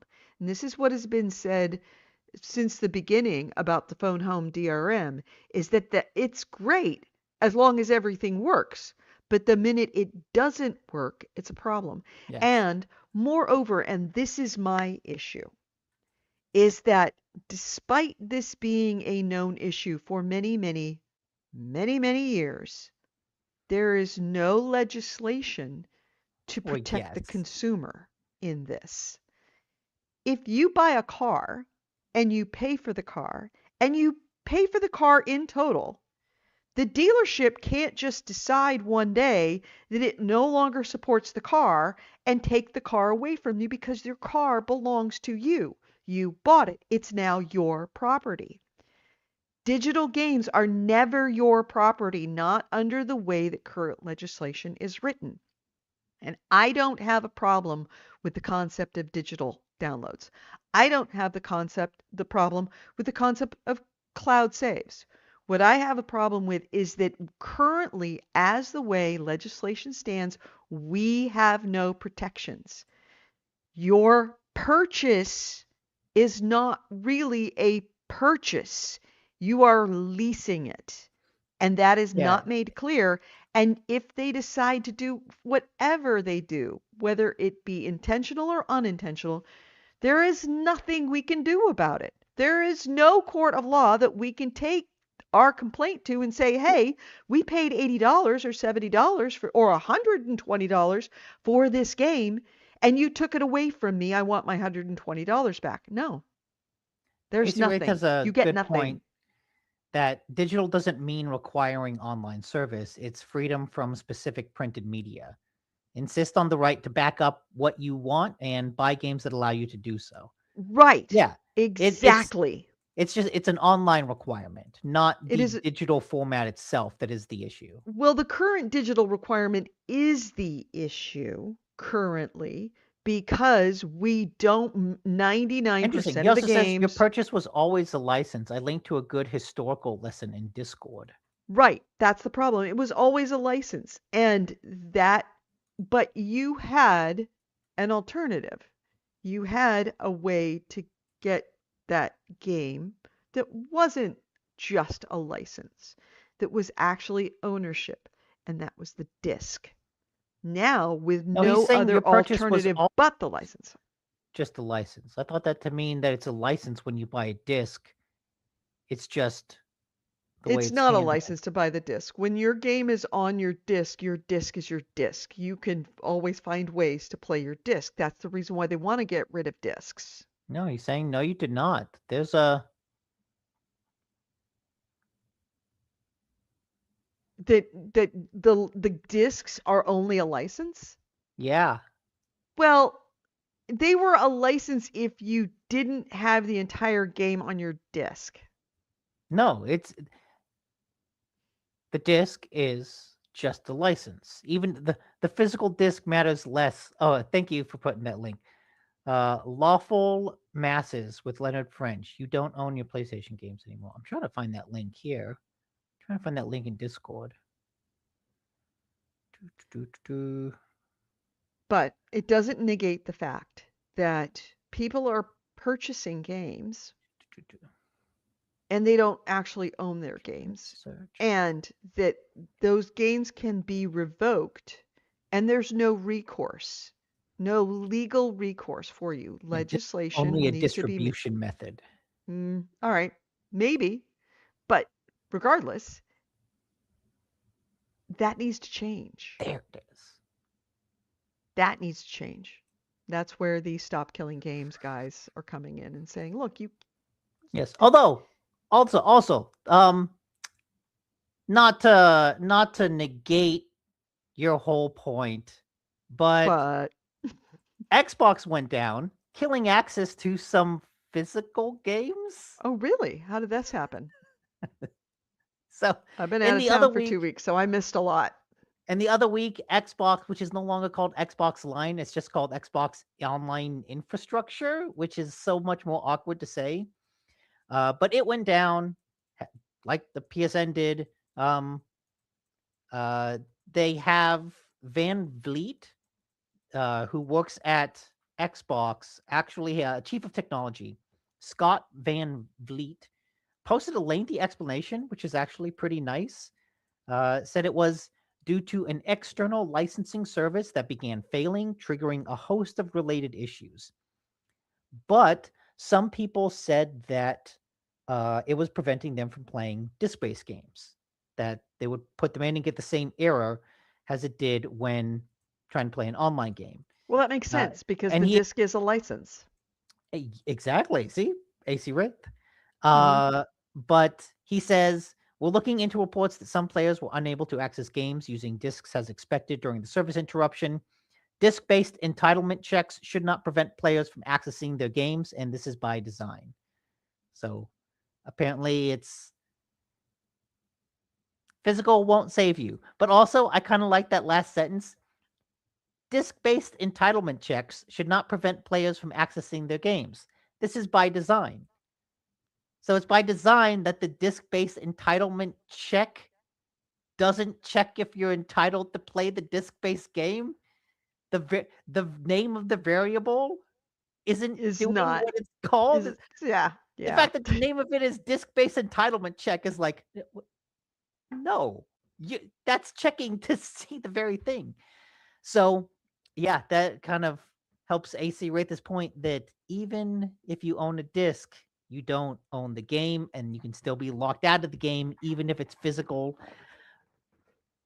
There's got to be a way to back up the game off of the platforms or some sort of Yeah. backup for the platforms. Yeah, especially It's when we're buying.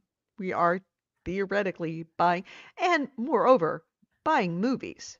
Games, I could see it, but things like movies where they can literally just go onto your hard drive and rip a movie out. yeah. That's not okay. So this is kind of our dystopian future, is that we are putting all of our games, have put, not putting, we have put all of our games at the whim and the will of PlayStation and Xbox and all of these, and even Google, these services that may or may not be around, whether by their own design or by other design. I mean, if you think about, if you wanted to throw the world into fucking chaos, bomb PlayStation networks. No, that won't It wouldn't throw it things into wouldn't chaos. cause it wouldn't cause infrastructural chaos, but it would cause social chaos. Not really. Wouldn't it? I mean, Mm, how much of people are screaming and crying over being out for 6 hours on Sony's end yeah, but because somebody that's uploaded online people. the wrong bit of code That's that didn't online pass people. checks. You know how online people will complain about the wind changing directions. It wasn't Like online actual people. That's the thing. It wasn't online people. People couldn't access their games that were single player games. well, yes, but they're complaining online. That's what I mean. I mean larger you're talking about like larger cultural issue, larger cultural disasters, larger cultural PlayStation small potatoes. PlayStation is small potatoes, but it would certainly cause enough chaos that a lot of people would have their lives disrupted by this. And it would do it in such a way that is dubious of whether it was actually an attack on, a particular nation. Yeah, I think you're overestimating PlayStation's cultural reach. Possibly. Roblox will interrupt more people's lives. Oh God, Roblox. Oh my God. If you took out Roblox's servers, can you imagine the chaos within families? It That's would destroy families. How to that's destroy more of a the thing. nuclear, how to destroy all families in the United States in one fell swoop? Bomb Roblox's servers. Oh, you know what? You know what? Like, okay, this isn't good because we're talking about Wreck like an entire terrorist attacks. generation of children. If you're gonna go to all the effort to bomb a server infrastructure, just do Amazon's and take out the internet itself. Well, sometimes you don't want to take out everything. You just want to sow a little chaos. Sometimes you don't want to start a war. Sometimes you just want to fire off a firecracker at a very inconvenient time. Okay, let's move on before we get on a watch list. Okay. But yeah, somehow both network services suffered outages within the same 2 week span. Mhm. And to their credit, like they both of them were up for like after 6 hours. So Mhm. like overall, not that big of a disruption, grand scheme of things. Mhm. But it does just raise larger issues of ownership and access and all that stuff. Mhm. And risk. So, what's your next item? Um, yeah, let's do this one. Sony re-promises that they have enough memory to make it through fiscal year 2026. I saw that. And I think there And are then two and then the bottom drops out. There are two ways I think you could take that. So the specific quote they have is regarding the impact of memory market conditions on PlayStation 5 hardware. We have secured the quantity of memory necessary to meet our projected sales volume for fiscal year 26, and there is no change to our plan for hardware profitability for fiscal 26 to remain similar to fiscal 25. So basically, we got enough backup to make it through the year. And I think there are You two just have ways to pay $900 for there it. are two ways you can take that. Yeah. One is that we stocked up a whole bunch and we have not worked through that inventory. It's like, yeah, we stocked a whole bunch, we thought ahead, we planned ahead, and we still have a nest egg that we can sink into. Mhm. Or you can take it as since we jacked up the price and hardware sales fell drastically, we're not expecting to sell that much for fiscal year 26. So we kind of, you know, let's find a positive way to spin low sales. We have enough memory for to meet demand. We will absolutely meet demand for the sales because they're kind of low. But that's not what we're saying. We can just meet demand Right. because we thought ahead and we stocked up, not because we lowered demand by raising prices. Did they So, say that they have enough memory on hand or that they have enough memory because they have signed long-term contracts going into 2026 to meet their demand, which means we have pegged uh, chip prices for at least until 2020 through fiscal year 2026. I mean, I think either way, the end result is the same thing, right? If they're under a It contract to it pay is. if they're under a contract to pay 2025 prices for RAM because they signed that contract in 2025, like yeah, they're going to pay the same amount. They've already paid the contract for whatever the memory is for the PlayStation 6, right? Mhm. They're already working on those chips. They probably paid out the tooth for that memory deal. But for the PlayStation 5 memory, we're good. We're good. Thumbs up. We cool. But the you're right. If functionally for Sony, it makes no difference whether they actually have them on the shelves purchased sitting there or if they have made a contract that says we're going to purchase it at X price. But functionally, it may have a issue because if during that period of time chips start to become more affordable, it probably won't. But if they did, for whatever reason, like the bottom files out of the AI market, and now chips are plentiful, if they have signed a contract at a higher amount than what they could have gotten it currently, then that is going to, for the entire marketplace, affect all chip prices. It's going to artificially keep that chip price high. And that is a problem for the PlayStation 6, not the PlayStation 5. You think so? 100%. Okay.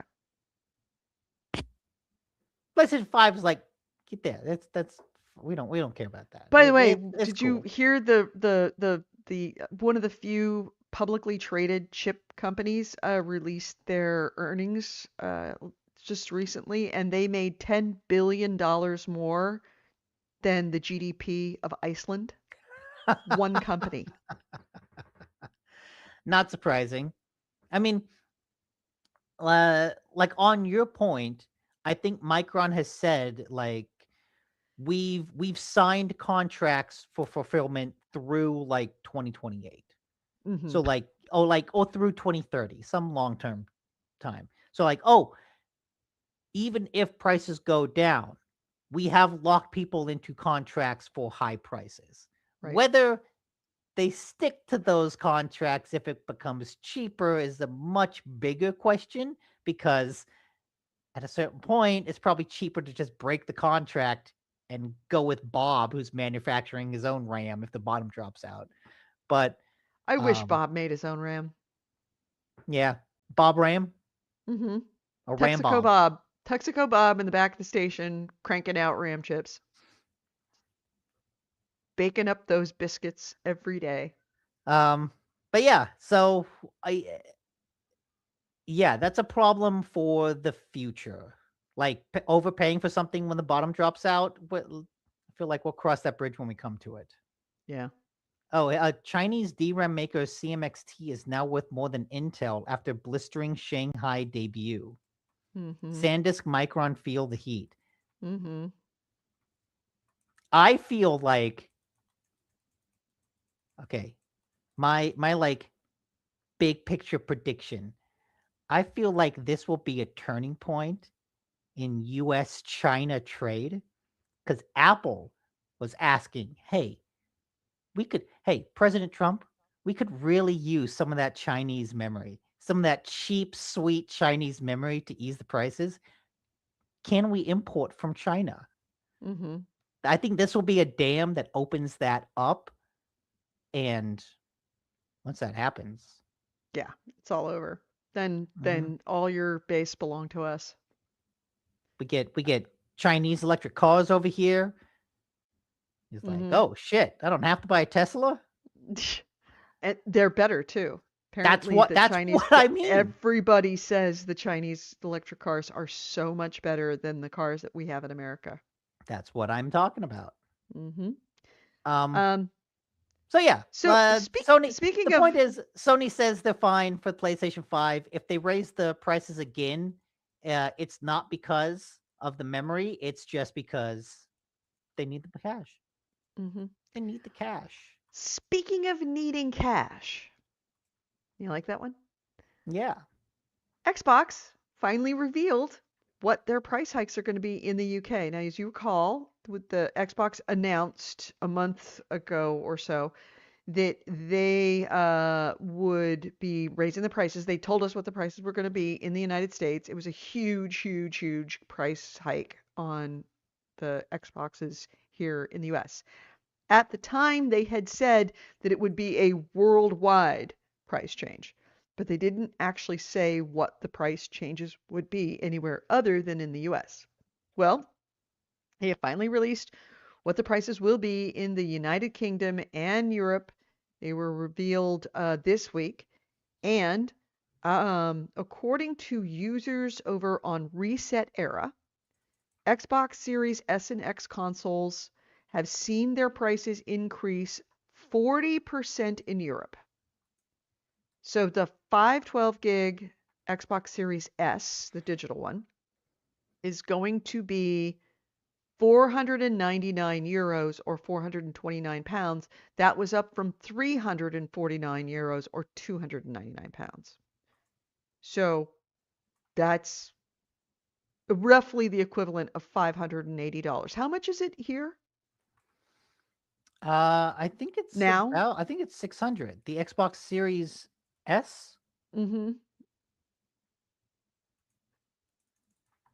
Yeah, Xbox Series S price. I believe it's okay, $500. Okay, so it's No, 500 current and currently $500. wait, current retail price 512 gig is 400. Okay, no, I think it's 400 to 450. Okay, so it's $580 in the Europe and the UK. Now, that was the easy one to swallow. The more difficult one to swallow, the disk drive version, the 1 terabyte Xbox Series X. It was $599 euros, 600 euros or 500 pounds. It is now 800 euros or 670 pounds. So that's just over $900, which is an overall increase of And about $230. which one was that for? That was for the Series X 1 terabyte with the disk drive. Okay, Series X with the drive. Yeah. Okay. What's it in the Yeah, yeah. US? The last price hike got the Series X to 800 in the US, 800 euro in Europe, and 670 pounds in the UK. Right. That's what the 800 in Europe and 670 pounds in the UK. That is just about $900. Yeah. And so you're saying now that got jumped up again. No, that's the new announcement of the price. Oh. They just announced the UK and Europe prices. They had told Oh. us what the US prices were when they announced that there would be worldwide price hikes, but they never said what it was going to be in UK and Europe. Now they're saying what the Oh. UK and Europe ones are. And their price increase is significantly higher than our increase, like 40%. So over there, it's going to cost about going up from about seven $670 was what it was before. Now it's more than $900 for an Xbox Series X, 1 terabyte with a hard drive. Yeah. So yeah, I mean, as bad as we got it, Europe and the UK got it way worse. Way worse. So on that note, I will also back up with my next story. We know that these things were happening. It's also happening in the wake of 1,600 layoffs at Xbox. And if you recall, Microsoft announced record earnings the last quarter. Well, there's been a little bit more of a deep dive in their financials. It seems that Xbox financials, specifically, it's actually hemorrhaging cash. Hmm. Um, so let me go back to my story here. Okay. Um, the fourth quarter earnings showed a 10% drop in content and services year over year, a 13% drop in Xbox hardware. So If you look at the entire year, though, Xbox revenue has decreased $1.7 billion dollars, or 7%, driven by declines in Xbox content and services and Xbox hardware. So essentially, Microsoft is doing fine, but Xbox itself dropped. It lost.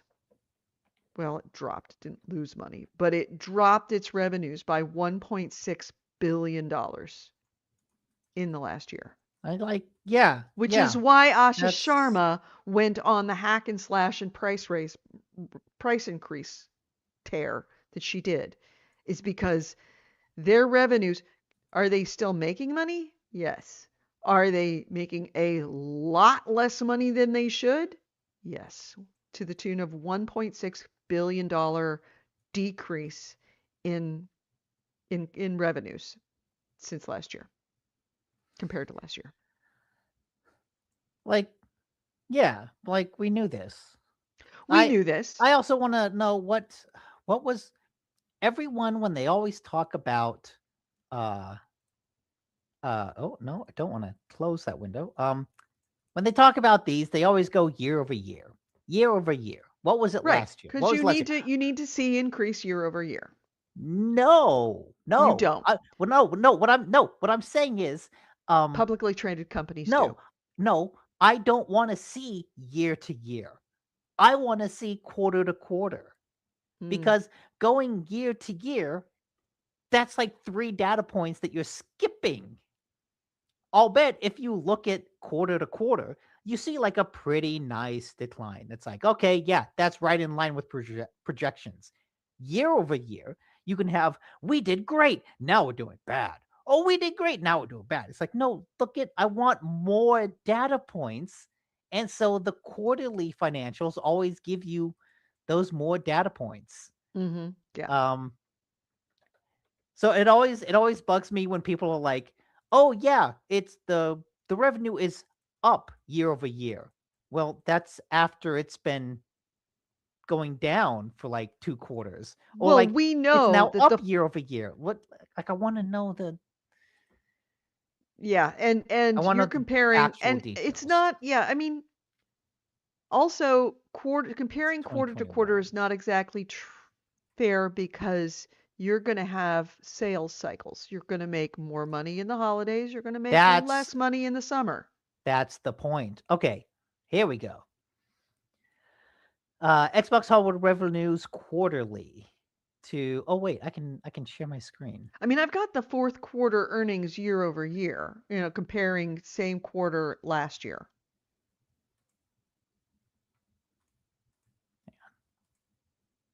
And that was a drop by 10% in content and services year over year, followed by a 13% drop in Xbox hardware. Yeah, okay. So we're looking over on the far right in the Q1, Q2, Q3 of fiscal year 26. Mm-hmm. And so you can see in the middle of that Q2, I think Microsoft's Q2 is the holidays, which is why you always see a spike in their Q2 sales because I think that's our December period. That's like Right, all the holiday spikes. right. Um so you can see like they had a pretty good spike, but yeah, outside of those spikes, the Q1, Q3, and Q4 have kind of been steadily on the downslope. Right, right. Yeah, as it's well, I mean, the numbers are that the year over year growth for Q4 2025, so 2025 compared to 2024, that same quarter, content and services had a 13% quarterly growth year over year. So comparing fourth quarter 2024 to fourth quarter 2025, they grew. From 2025 to 2026, they're seeing a 10% drop. So Hmm. they are definitely seeing a lower drop. And if you look at your graph, you can see that even I mean, we haven't really hit the holiday for this year, but I would imagine that the holiday is going to be pretty well, no, we have hit holiday for this last year, but we'll see it next year. Will be in next year's numbers will be the holiday growth. I would imagine their holiday growth next year is not going to be that great, Yeah, fiscal year 27, which would be this Q2, fiscal year Q2, 27. which is Yeah, the which is December of 2026. yeah. That no, you're right. That will not look very good. No, Um, it's all looking bad. Which is now it'll when you also see it it's like like this, when you see like huge, huge Christmas numbers, and then 2024's Christmas numbers, not that great. 2025's Christmas numbers, really not that great. Then you're going to start, you see why Xbox purchasing Activision was so detrimental because they purchased Activision back when they were seeing the Christmas numbers, and I'm just looking at this Q2 just as a reference point because everything else and all other numbers are sufficiently also inflated and up. You start seeing like they were doing some pretty good numbers in 2020, what is that? 2022, 2023, and 2024. That was when they bought Activision. And all of a sudden, those numbers started to tick down.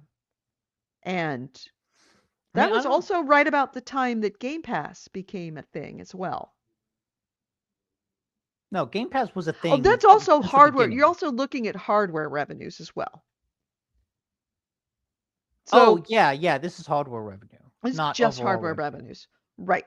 So Okay. you're seeing the console really starting to peter out. And I think that's a function of the age of the console, number one. That's also a function of the economy, Yes. very big. But most importantly, it's also just a function of that Xbox is not really as competitive in the console market as PlayStation was, and certainly not compared to, I think, Steam Machine this Christmas.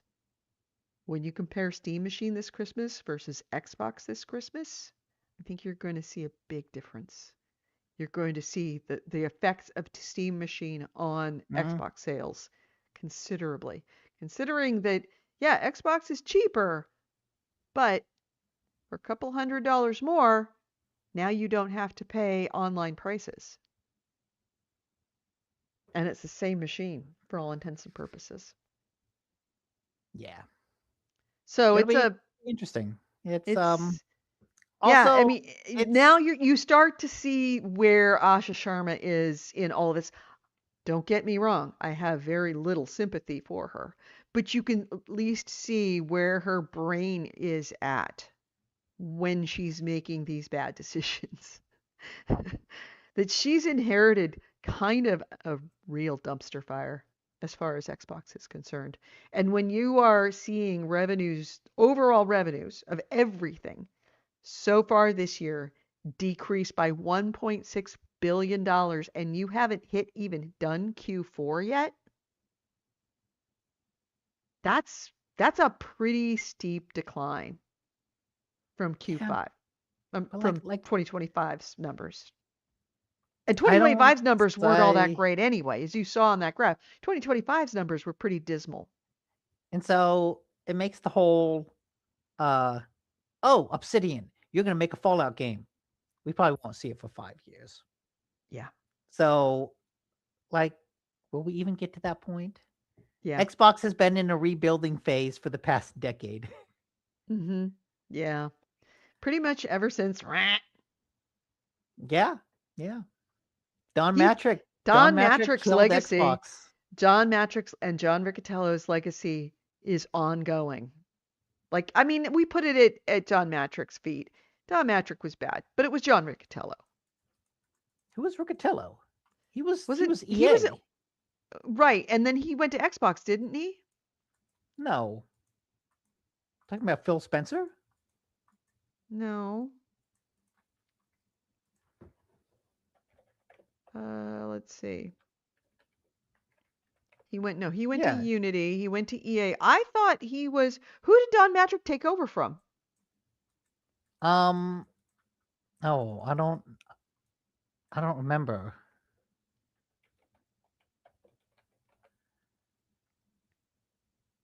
Let's see. Let me take a look I don't at remember the that far back. timeline. Where's the timeline here?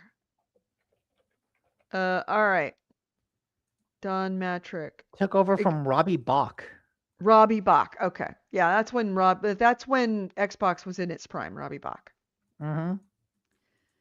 So I didn't yeah, even I know mean, who I take Robbie it Bach back. was. For some reason, why was I thinking Riccatello? Because he's also a shitty CEO. He is, oh God.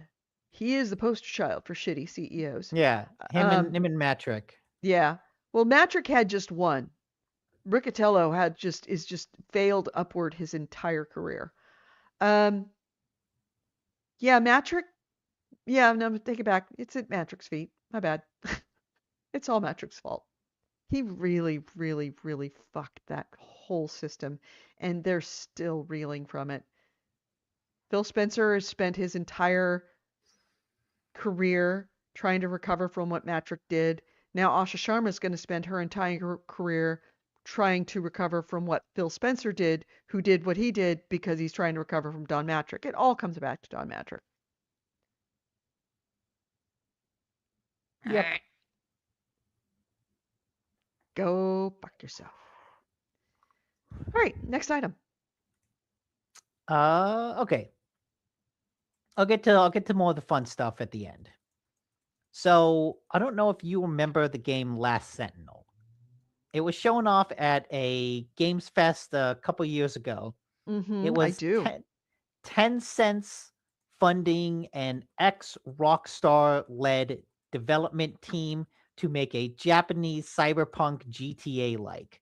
Mm-hmm. Um, Jason Schreier has a story out about how the whole game has laid off 80 people. The developer has Ooh. they shift development direction after they have gone to meet with Tencent, and Tencent is sort of backed out because development is not Really? coming along. Um, let's see. So first of all, Lightspeed, the developer behind it, was trying to make a Rockstar-like game with a fraction of Rockstar's staff. Games like Grand Mm. Theft Auto have teams in the thousands. Lightspeed only had a few hundred. And so yeah, it was initially announced in December 2023.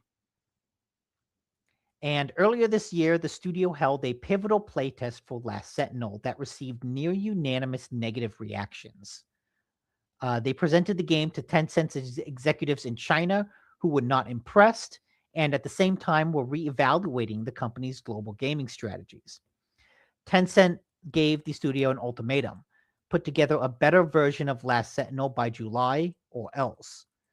Uh, Lightspeed brought in a veteran game designer who had been helping with Tencent on other games, and apparently that extra work helped, but it didn't help enough because when they showed off the game recently, it was janky and it didn't hit the quality bar that Tencent would have for a project that is pitched as their version of Grand Theft Auto. And so when the deadline arrived, Tencent expressed concerns that the game was too risky for the current market, and that yeah, some of the staff will be reassigned while others will receive severance packages. And Yeah, I so remember seeing it this and looks thinking, like I actually like this, the look of this game. This I'm quietly excited about it. who knows if we'll see it. Yeah, we're not going to see it. That's not going to happen. Sorry. It's dead. Está muerto.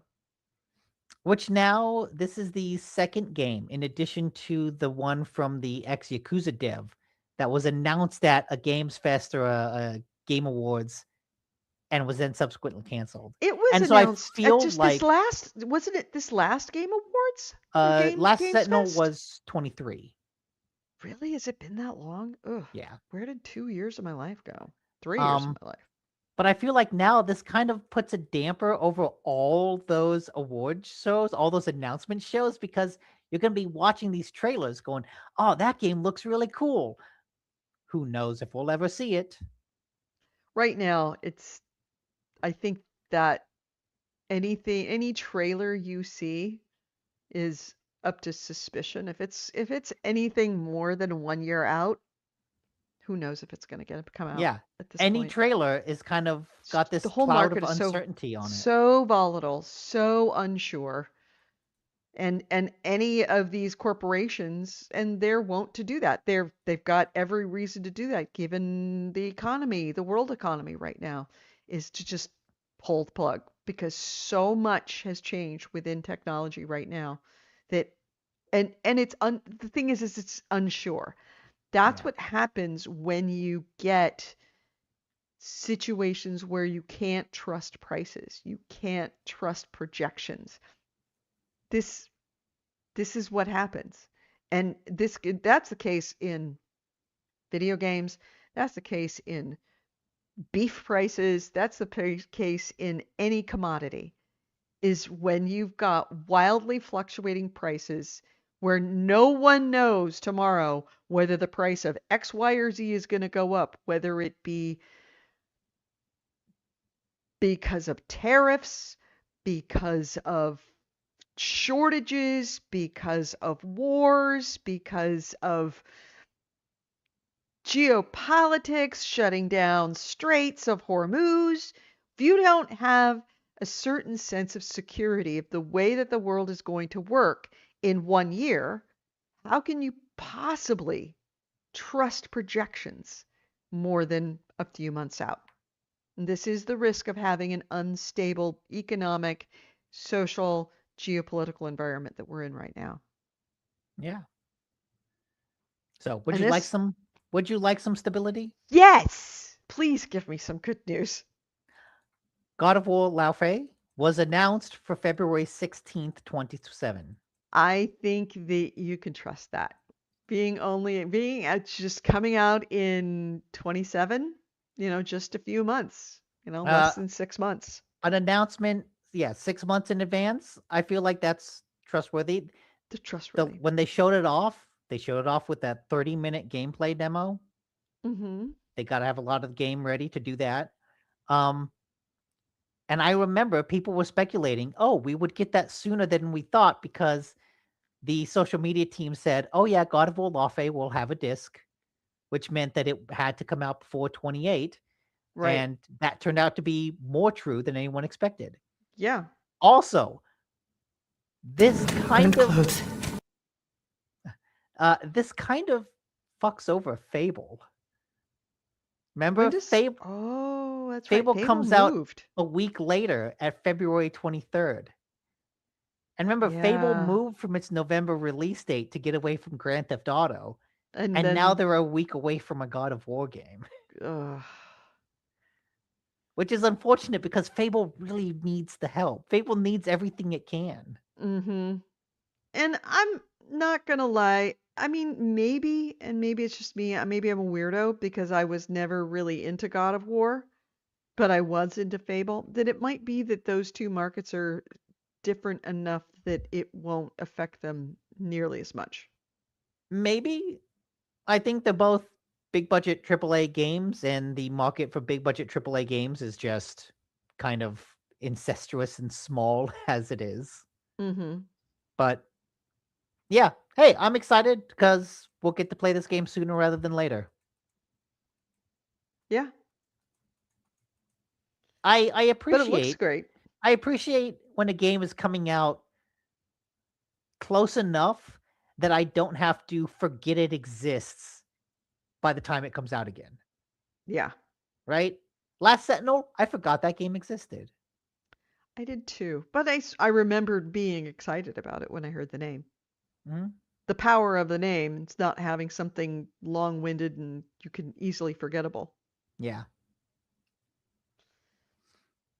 So, yeah, that's good. And you'll be playing it. I probably won't. Like I said, I never really got into the God of War series. I did purchase one much, much, much later. Like, what was the last one? God of War 3? Ragnarok? Was it Ragnarok? No, what was the one Yeah. before that? God of War. It What, was what was called the God of one with War. his son? What was the God of son's name? War. Oh, it was God of War. Yeah, that's Yeah. the one I purchased. And I played it a little bit, like a very very little bit, and I didn't really get No, into it. that was Didn't a great one. I know. That one That's was why I very was good. like, okay, this is the one that I want to get into God of War with. And I started to play it and I realized I could care less. I do not care about this kid's son and I kind of want him to die. Aw. And it didn't Would you feel the same way now? now that I'm a mother, Uh-huh. probably one freaking eye roll out of that kid and I would kill him myself. Oh, The Last of Us. The Last of Us hits differently now. Would it? Does she I eye don't roll? know. I don't know. Does she eye roll? Because if she eye rolls, she's dead to me. Oh man, I just never thought that that particular, and I was the queen of eye roll. It takes My a mother long is time, but laughing. that boomerang has come back. My mother is just rawful stomping right now up in heaven. She is cackling. She is laughing so hard that it would kill her again if she were still alive. So, I mean, yeah, truly, truly, right. I understand now why I got slapped a lot. I there are moments. Mm, I can do this, right? I can do this. I can do this. I'm Yeah, gonna look sure. back at this one day, be Sure. sitting with her and be going, "You were a fucking nightmare." Sure. Yeah. I heard about what a cute kid you were, and I had to take it on trust because by the time I met you, you were not. Um, do you have another story left? Do I have Because I another got story? I got one that I think is interesting. And ACUS says, I remember starting to play a new game with the cow costume. Was that God of War? I don't remember a cow costume. I Only thing I played ever played two. with I a don't cow remember. costume was Saints Row. I love that cow costume. I don't even remember that. But yeah, I've got one more story that I think is pretty big news. Okay. Which is Um, you, of course, you put it at the end like a true author instead of a journalist. yes. So, There you go. I gave you an eye roll. oh, remove. So the new owner of Nexus Mods. So, okay, last year Nexus Mods changed ownership for the first time in like 20 years. Mm-hmm. Um, and that made a lot of people a little nervous because whenever someone new comes in, what's going to happen? And right now, he sent a letter to the community about how he wants to change the platform of Nexus Mods, and it actually sounds really interesting. Uh, he says, for 25 years now, the platform has been modeling mods as files. Mods are not files, mods are systems with dependencies, conflicts, load orders, versioning, environments, all that complexity. Everything that has been making you angry over the years can be attributed to one factor. The platform models your mods as files. Moving forwards, this will change. That okay?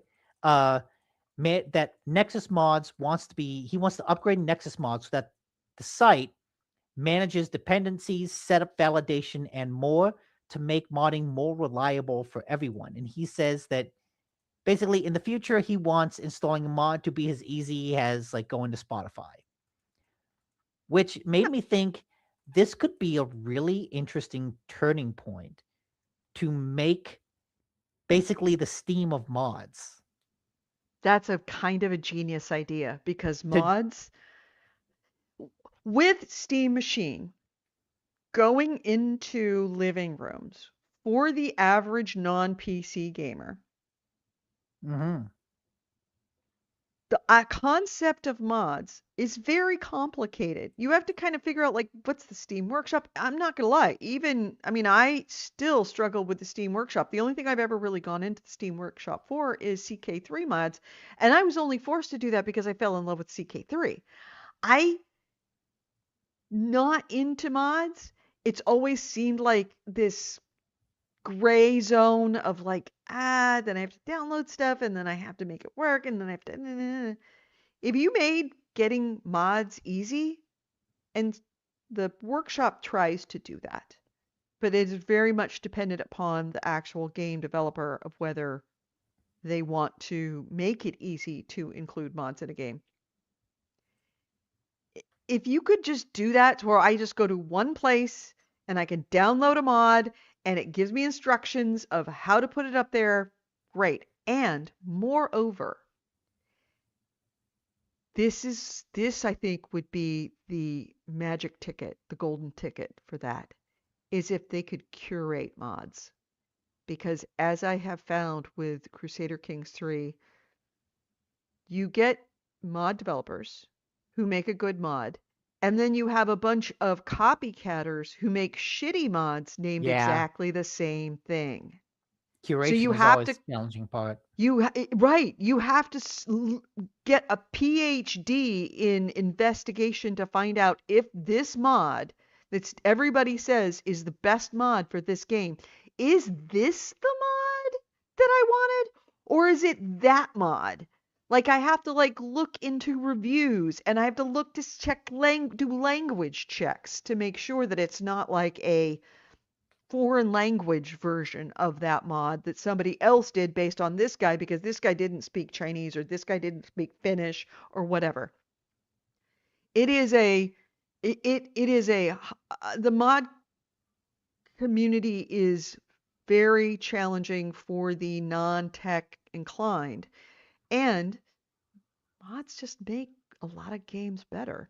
If you could do that where it was actually curated, we knew that we weren't downloading malware onto our laptops or our Steam machines, that we could trust it, and that it was easy to understand, easy to identify if I am getting the right mod or the wrong mod, that it's not just Yeah, just most of the make the names. process simple. Just make it simple. Simple like Apple App Store. Simple. Yeah. Even Apple So App Store is a little bit junked up right now too. I But think yeah, make his it his Apple App Store easy. his goal of kind of simplifying the process, making it like a button click, and presenting that in a way that's different. Why I didn't we think that think sounds of like a that, cool Nick? idea Why didn't we think of that? It's a great because idea. because we rarely use mods. True. The But last game I every time that modded, the reason why we don't use mods is exactly this reason. well, it's because I mostly don't play on PC games. But the last Mm, game I modded was Hollow Knight, mm-hmm. and I played that on the Rogue Ally. And I remember going to Nexus Mods, and it was relatively easy of finding a mod that I wanted. Some of them would say you have to restart the game for this mod to take effect, so I knew I couldn't use those. But other ones I installed that basically added more checkpoints. Mm-hmm. And it's like, hey, you're going to download this file. You want to copy this file into this folder. And I did that, restarted the game, and that worked. But if there's a way to download it, have it scan your computer, and install it automatically in that folder, that's Mm-hmm. nice. Yeah. Convenience. Convenience is king. Ease is king. Also, King is AC Wraith for playing as the cow. Oh, no, no, no, no, no. I've got a better one. Oh, you've got a better picture? Yeah. Take that out. Get rid of that thing. Get rid of that thing. Okay, give me the cow.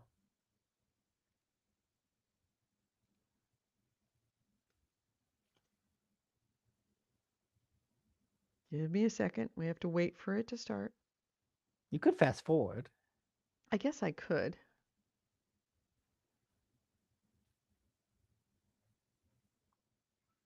Oh, this is a full There we go. playthrough There it with the is. cow There's the cow. costume. Yep, it's a Ah, full playthrough with the cow costume. The dairy bastard costume.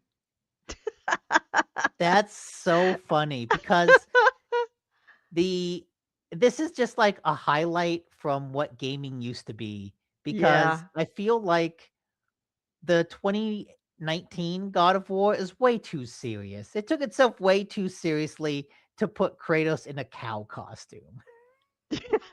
With big old udders sticking out. Uh-huh. There's something nice about there's something retro about a game that's just like, nah, we're gonna put your character in a stupid costume and you're Yep. gonna enjoy it because it's about running around and hitting stuff. Yep. Yes. Go cow power. So, yeah, there's your dairy bastard costume. Okay, okay. Um all right. He also added, AC Wraith, this link. It's from Kotaku. Multiple Mecha Chameleon Steam Workshop maps got infected Oh, with malware and its Discord server was hacked. so yeah, Mecha Chameleon is like a hot new indie game that took off over the past month or so. Um, but it also has, like you were saying, a lot of imitators. And it looks like one of the things about Mecha Chameleon is that it's a game about like you have a little stick figure and you hide them in the environment and then you can paint the stick figure. And Mhm. so you use that to hide in the environment like a chameleon does. Um, but you can download different maps for it. And so the game has a huge community of, user generated maps that can run from everything from Simpsons to Elden Ring to just other, you know, art showcases. Mhm. Uh, and so apparently some of those maps were infested with malware. And so the Mecha Chameleon and its Discord were hacked with the malware. Ugh, That really sucks. that does suck. Yeah, I feel like there's so Mm. much potential in user generated things, but also one bad apple. Mhm. One bad apple can really fuck things up. Yeah. I mean, I would happily go to utter devastation. Very good advice. I can't believe I missed that one. Um I would happily subscribe to, especially now that I have a Steam machine, I would happily subscribe to a service that had guaranteed malware-free, easy indexing, easy install of mods, and I would mod a whole lot more games. I'm afraid of mods. And rightly so. I'm a little afraid of mods. I'm downloading, like I download something onto my PlayStation. It's coming from PlayStation Network. I know it's safe. But moreover, if there were malware, heaven forbid, on something on PlayStation, the worst that it would do is fuck up my PlayStation. Yeah. Download something onto my PC, and it could fuck up my life. Like literally fuck my total life because ev- all of my information is on my PC somewhere. So having that level of security, especially if they can, guarantee that they've gone through it, it is malware free, and I can find it easily and not have to go, is it this one or is it this one? Is it this one? Is it this one? I have to look and see who wrote it. Then I have to research who wrote it. Has he done other things? What are the reviews before I download it? Even then, I'm like, Well, also you I could don't feel if necessarily good you're about if this. you're downloading it to a Steam machine, you can also just be assured that if there is some malware in it, again, all it does is affect the Steam The Steam machine. machine, right. It air gaps my laptop with all of my information about my life and my work and all of my no, it doesn't have my passwords, but still, yeah, my banking information and all of my contacts and everybody I've ever emailed and enough stuff that you could really do some real Hey, see, fucking damage. back in my day, we took our chances downloading Doom mods from FTP servers. Mm-hmm. Yeah, I mean, back in my day, I used to take my chances downloading music off of Napster. Oh yeah, I did all the time. all the time. LimeWire. Kazaa. Yeah. And I did it. You know why I did it with absolute impunity? Because I had a Mac and nobody wrote viruses for Macs because nobody Mm. used Macs. Everybody, as long as I had a PC, I never he said ran any virus scans on anything, didn't need to. he says on dial up. On dial Both up. ways. In the snow. So yeah. Anyway, yeah. So that's all the stories. I think that's all the stories I have. Do I have any more stories? Oh, no, I have one more story. Eh, sort of bummer story to end on. Sorry. Okay. I have a funny Okay. sad Good. minor story to end on then. Good. Good. Um, let's see. Then you Where want to is end it? it? Yeah, no, you end it. I'll give the slightly sucky story. So, Okay. you know that EA was in the process of selling itself to Saudi and Jared Kushner's a venture capital group partially owned by Jared Kushner, Yeah. uh, Donald Trump's son-in-law. And that was very much hurry up and let's get it done because come November 2026, we might not be able to do this anymore. Well, the hurry up has worked. The EA sale has, unsurprisingly, received all regulatory approvals required for the sale. That sale is expected to go through next week, August 4th. Hmm. So the EA currently expects the merger to close on or about the close of trading on August 4th, which means it will no longer be a public company. It will be a private company owned by a investment division of the Saudi government and a venture capital group owned partially by the President of the United States son-in-law. There was very little question that this wasn't going to happen given the political bend of all the regulatory agencies within the current administration. So the new owners are officially going to be Saudi Arabia Public Investment Fund, Silver Okay. Lake Partners, which is Yeah, Jared uh, Kushner's thing. no, Affinity Partners. That's the private equity firm owned by, and it actually is owned by Jared Kushner outright. No. So the Saudi Arabian Public Investment Firm PIF has been actively buying up shares in video game companies like EA, Nintendo, Activision, Blizzard, Take-Two, and a bunch of other ones. It fully purchased Monopoly Go maker Scopely and Pokemon Go developer Niantic. So all your information now belongs to them. Saudi government knows where I'm walking Oh, every your single day now. information. Yeah, true. Now that you start playing Pokemon Go. Yeah. So this is going to be the second largest acquisition in all of video games, barring the Activision Blizzard purchase by Microsoft back in 2023. So on top of that, once this happens, because it is now private, we will no longer be able to see financial information on EA Oh yeah, until like for example, the fact that the CEO got paid like an extra $38 million because of how well Battlefield 6 did, even after they laid off some of the people working on Battlefield 6 because of how well Battlefield 6 did. right. So, yeah, now they won't have to share that information with us. Now, as for what's going to happen with EA, reportedly, the CEO, Andrew Wilson, is expected to stay in place. That's not going to change.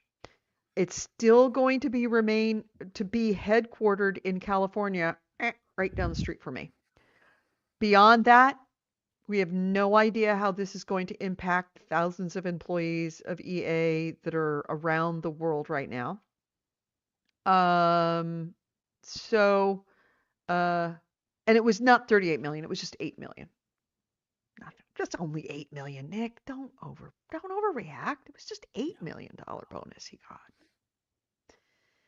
So yeah, officially as of next week. And this, mark my word, this was very much a hurry up kind of situation Hmm. because given November that the political um the political bend of the administration, current US government administration, might be significantly different. So they needed to get this through now while there was a regime in place that was open to the idea of the president's son-in-law making one of the biggest video game purchases in history and obtaining very quickly. If you recall how long it took for Microsoft to purchase Activision, Yeah, that took years. years. It Literal. took Literal. years to get through all of the approvals. And that was an American corporation purchasing an American company. This is a foreign corporation, and all of the information now available to them on Americans going to a foreign corporation and questionably a member of the family of the current president. So I would say that this is one of those situations where this would have not happened before or after this No, moment this in is history. like Andrew Wilson looking to check out. You know, he Yeah. gets a check and then he doesn't have Well, to I do don't anything. think Andrew Wilson has a single say in this. The only people that had a say in this were the shareholders, the majority shareholders Well, I'm being, pretty sure Andrew Wilson pushed for it because he's the CEO. yeah, He yeah. can He agree wasn't to it. he wasn't against it, let's just say. And now, that being said, let's play devil's advocate. In this case, very much devil's advocate in the literal sense. EA being a private company, they are no longer now beholden to shareholders to make money year over year. They're not, it's one of the things that I have railed against is public ownership of companies simply because they can't make the nimble decisions that a reasonable business person would make because they're worried about the stock price. Hmm. This removes that element.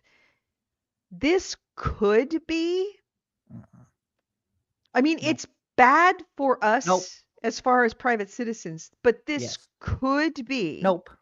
a very good Nope. time for EA eventually, Nope. simply because they do. That's not, you can't say that. You Yes, I can't can. say that. Yes, I They can can. take a loss on a game that shareholders might not. They could take risks that Nope. shareholders wouldn't stand for. Nope. No, they No, cannot because private equity. they're being bought by private equity. They're True. not going private. They're being bought by what is Private basically equity. private equity firm. They're being all of the debt that Saudi Arabia took on to pay for this is on EA's shoulders. So they are now under more pressure to make more money and more like profit than they True. ever have in the past. But They have already they said, could take bigger risks though. but they won't. They No, won't. The company you're right. month I'm trying to be years on it. I'm trying to be neutral here. I'm trying to use my journalistic ethics to be neutral, to point out some that's not entirely doom no and gloom, but it sort of is. use the journalistic knowledge to make a realistic prediction. Neutrality is overrated. Nothing's neutral. Give up on it. Neutrality is a lie. Well, Um, I like to see all facets of it, you know. but yeah, all facets mean that you can't be neutral because then you realize, yeah, this fucking sucks. That's Yeah. the fact. Um, but years ago, EA had said what Xbox is saying now.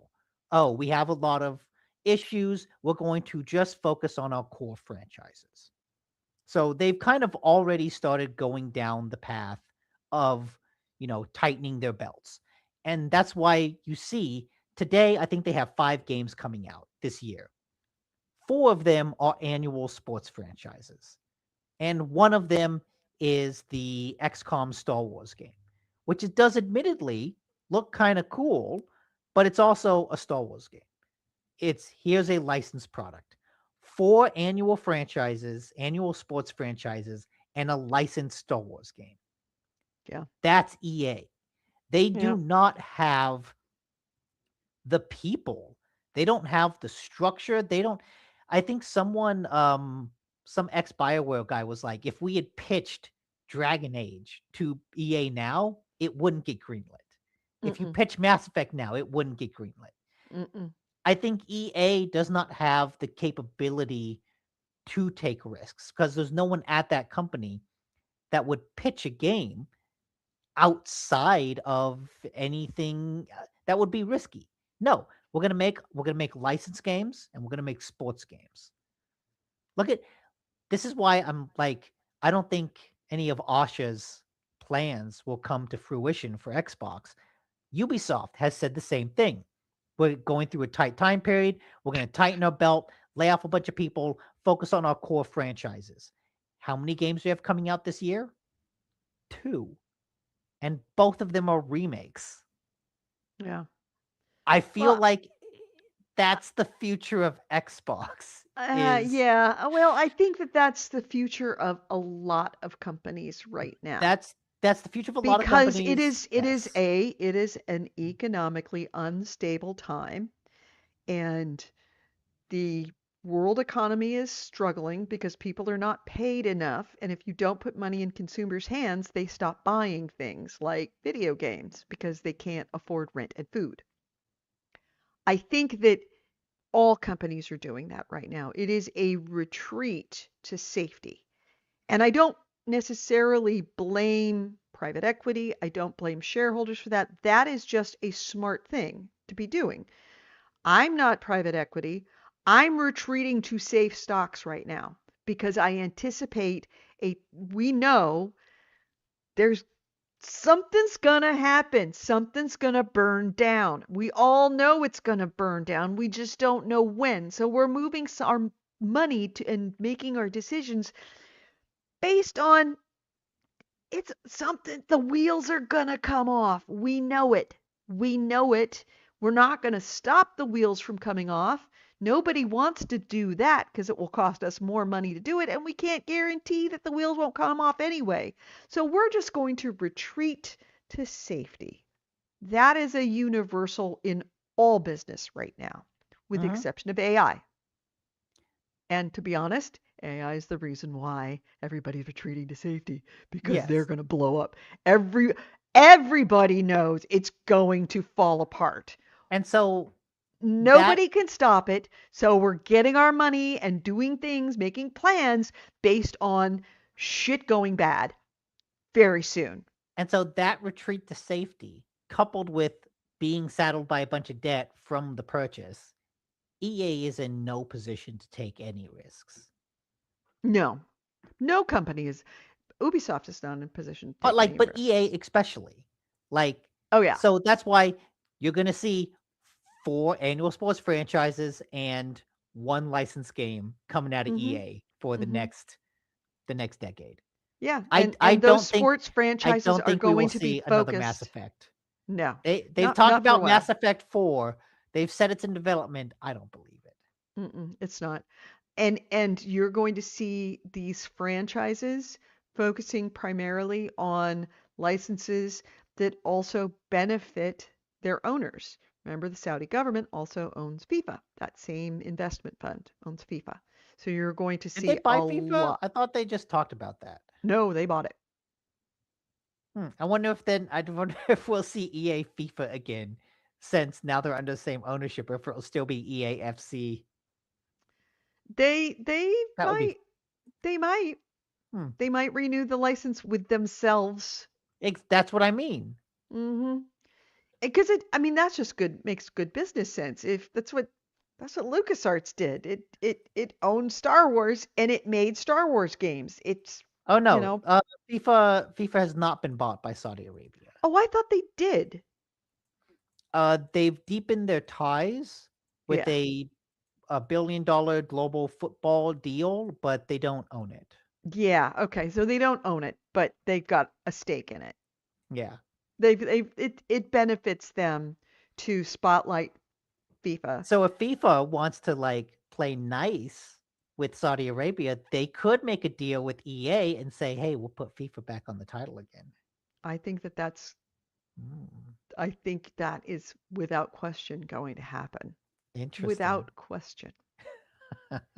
Um, I also there we go. AC Wraith, you ready for your predictions? I predict that you are going to see more investment into sports teams from the Saudi government. I think that if that Saudi investment fund could also purchase the NFL, it would, or the Hmm. MLB, or the NBA. That they're going to look for league ownership or Or team material ownership. ownership.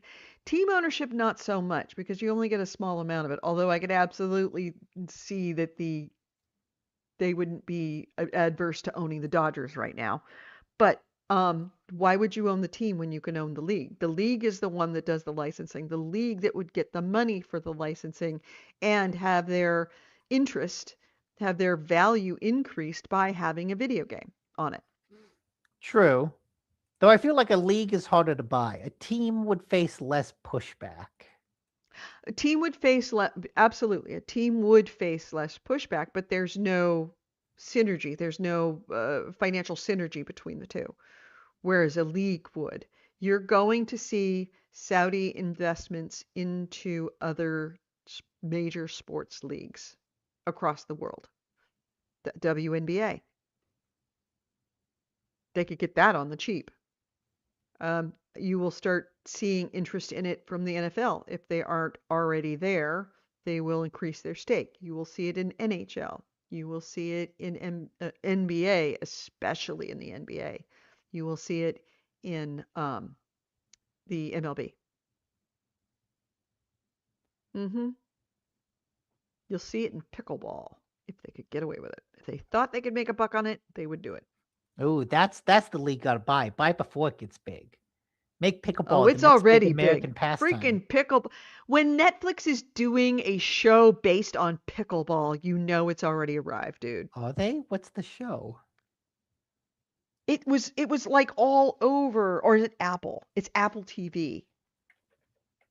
Apple TV just released a pickleball show. What is it called?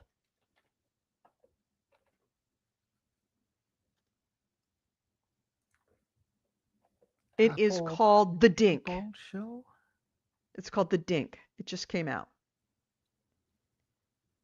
Let's see. The description is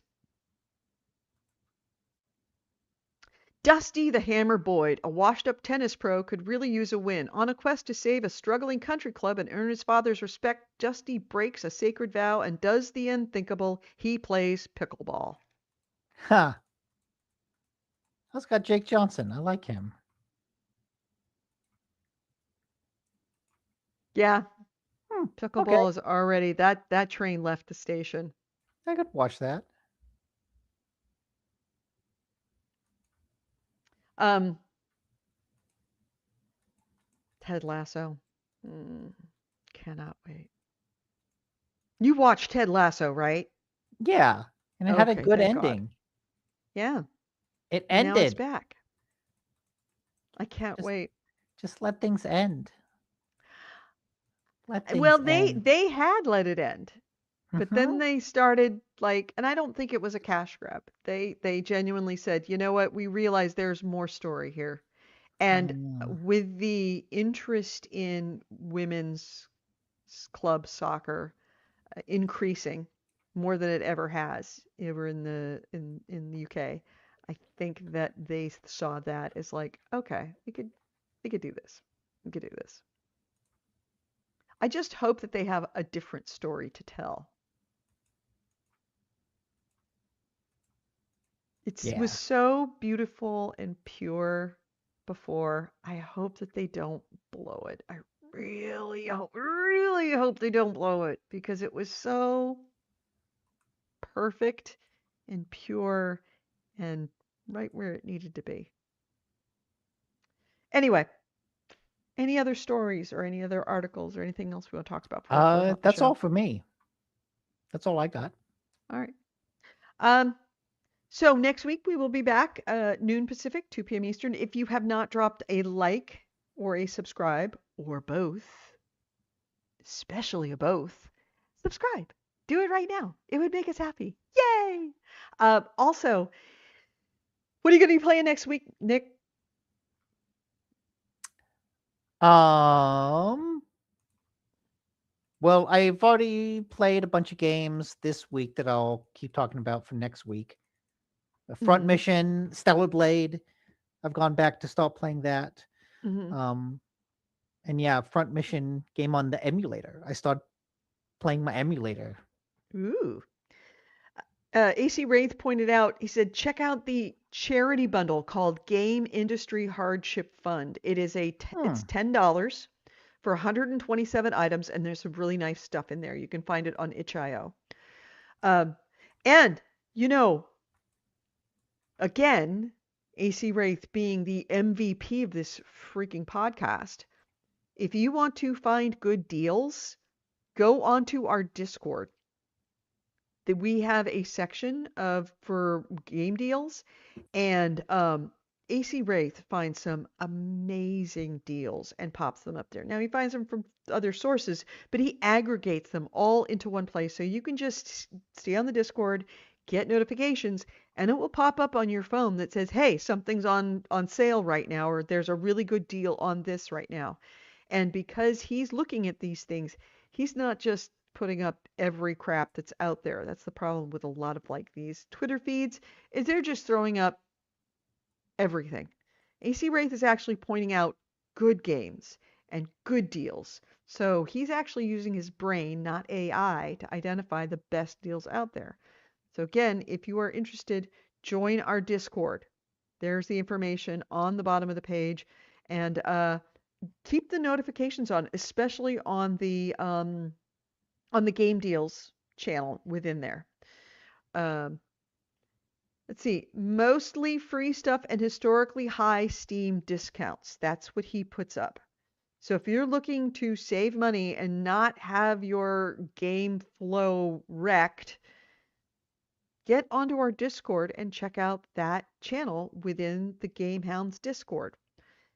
Once again, there is another link for it right there. Both of those links, they're different links. One of them is older than the others. But yeah, that's it right there on the website. And if you're listening to this as a podcast, wherever the description is, there's our Discord information. And if you don't feel like actually looking it up, just look up GameHounds on Discord. You'll find us. All right. So without further ado, Nick, let's close out the show. What do you say? Yeah. Okay, let's close this out. You've been listening to GameHounds. GameHounds episode, what episode is it? 827. We recorded this on Sunday, August 2nd, 2026. I've been Edie Sellers. With me has been Nick DiNicola. Ways to get a hold of us. GameHounds.net is our website. GameHounds@gmail.com is our email. We record this show live every Sunday at noon Pacific. It's been years and I still do it. Noon Pacific, 3 p.m. Eastern, here on Facebook, YouTube, and Twitch. On Facebook and Twitch, we are The GameHounds. On YouTube, we're GameHounds Vids, VIDS, as in videos. Please look us up. If you were any of those places, please like and subscribe and leave us some feedback. Leave a comment in the comment section. Tell us what you want us to review. Tell us what news items you want us to talk about. Tell us when we're wrong. Just leave us some comments in the comment section. Deeply appreciated. Now, we also do this as an audio podcast if you want to just listen to us in the car while you're driving. Our podcast can be found on Apple Podcasts under GameHounds Podcast. Just if you listen there, subscribe to us. And also, do us a favor. Leave us some feedback there. If you love the podcast, if you hate the podcast, either way, give us a 5-star, give us a 4-star, give us a 1-star. However you see us, and if you have any feedback on how to improve the show or things that you would like to see on the show, leave us that there as well. Now, if you want to help keep us on the air and going into our 19th year, go ahead and go to our Patreon site, patreon.com/GameHounds. That's where you can give us, you can become our patron. We're not asking a lot. We don't put stuff behind subscription walls. All we do is ask for $1 a month, $1 a month. If 20 of you did that, it would make such a difference. So if you have an extra $1 a month to spend to help us keep this show going into its 20th year, feel free. Patreon.com/GameHounds. And I guess that's it. Of course, we already mentioned our Discord a million times. Please come see us on our Discord. Nick and I talk on there all the time. If you ever want to find out what's going on with us and what I'm complaining about in very graphic detail, go to our Discord. Nick, have a great week. Thank you so much. AC Wraith, again, thank you for being so awesome with all the links and comments and the links to everything we've talked about in the comment section of all those locations. Have a great week, everyone. Bye-bye.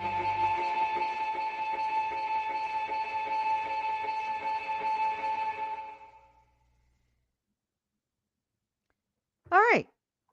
That's it. That's all I got. All right. I got two. I'll share it with you on the podcast.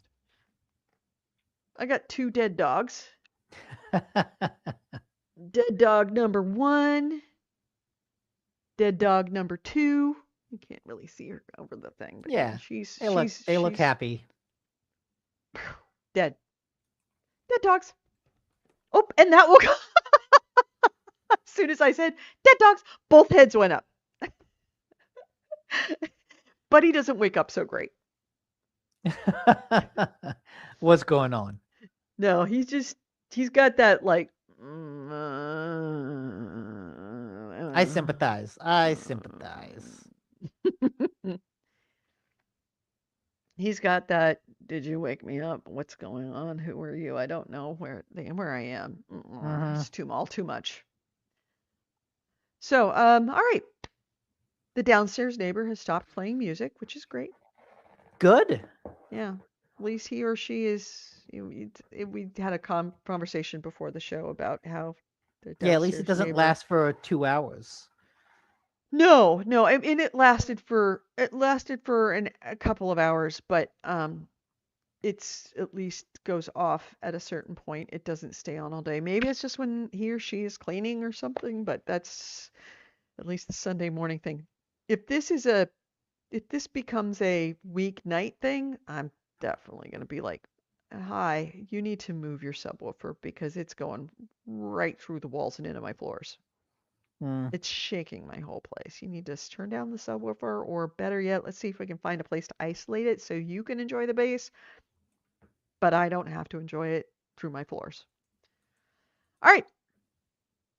AC Wraith, I missed you. It was good to talk to you. And by the way, everyone who was commiserating with me as I was, if you were on the Discord, you saw the struggle in real time. I want you to know. You going through your midlife crisis. Mm-hmm. You were the only thing sometimes that kept me sane. I was holding on to my phone for dear life. So Ezio and I think Vice, a couple, oh, Andy was on there, that were just commiserating with me and laughing about it. Even if it was just laughing about it and making a funny comment, I felt like I wasn't completely isolated and alone going through my own personal hell. Because there were days. I mean, I'm not lying. I ended up crying one night, like just crying, saying, "I can't do this. I can't do this." So it was tough. It was really, really tough. I owe you a debt of gratitude for keeping me remotely sane, because it was something special. For some days were very dark. Let's just say they were very, very dark days. You kept the light on, and I really, really appreciate that. So thank you. How many times has this freaking show saved my life, metaphorically, and a couple of times quite literally, when it was in the really darkest times. So, to all of you listening, thank you. You've been my friends here for going now on 20 years, and you're the best friends I ever had. Thank you. Yeah, So, we'll always be everyone, here. well, you always. We're And everyone we're else. we're We'll joined at the all hip. We're never we'll going always away be from each here. other. Yeah. Everyone, have a great week. Thanks. Bye. Bye.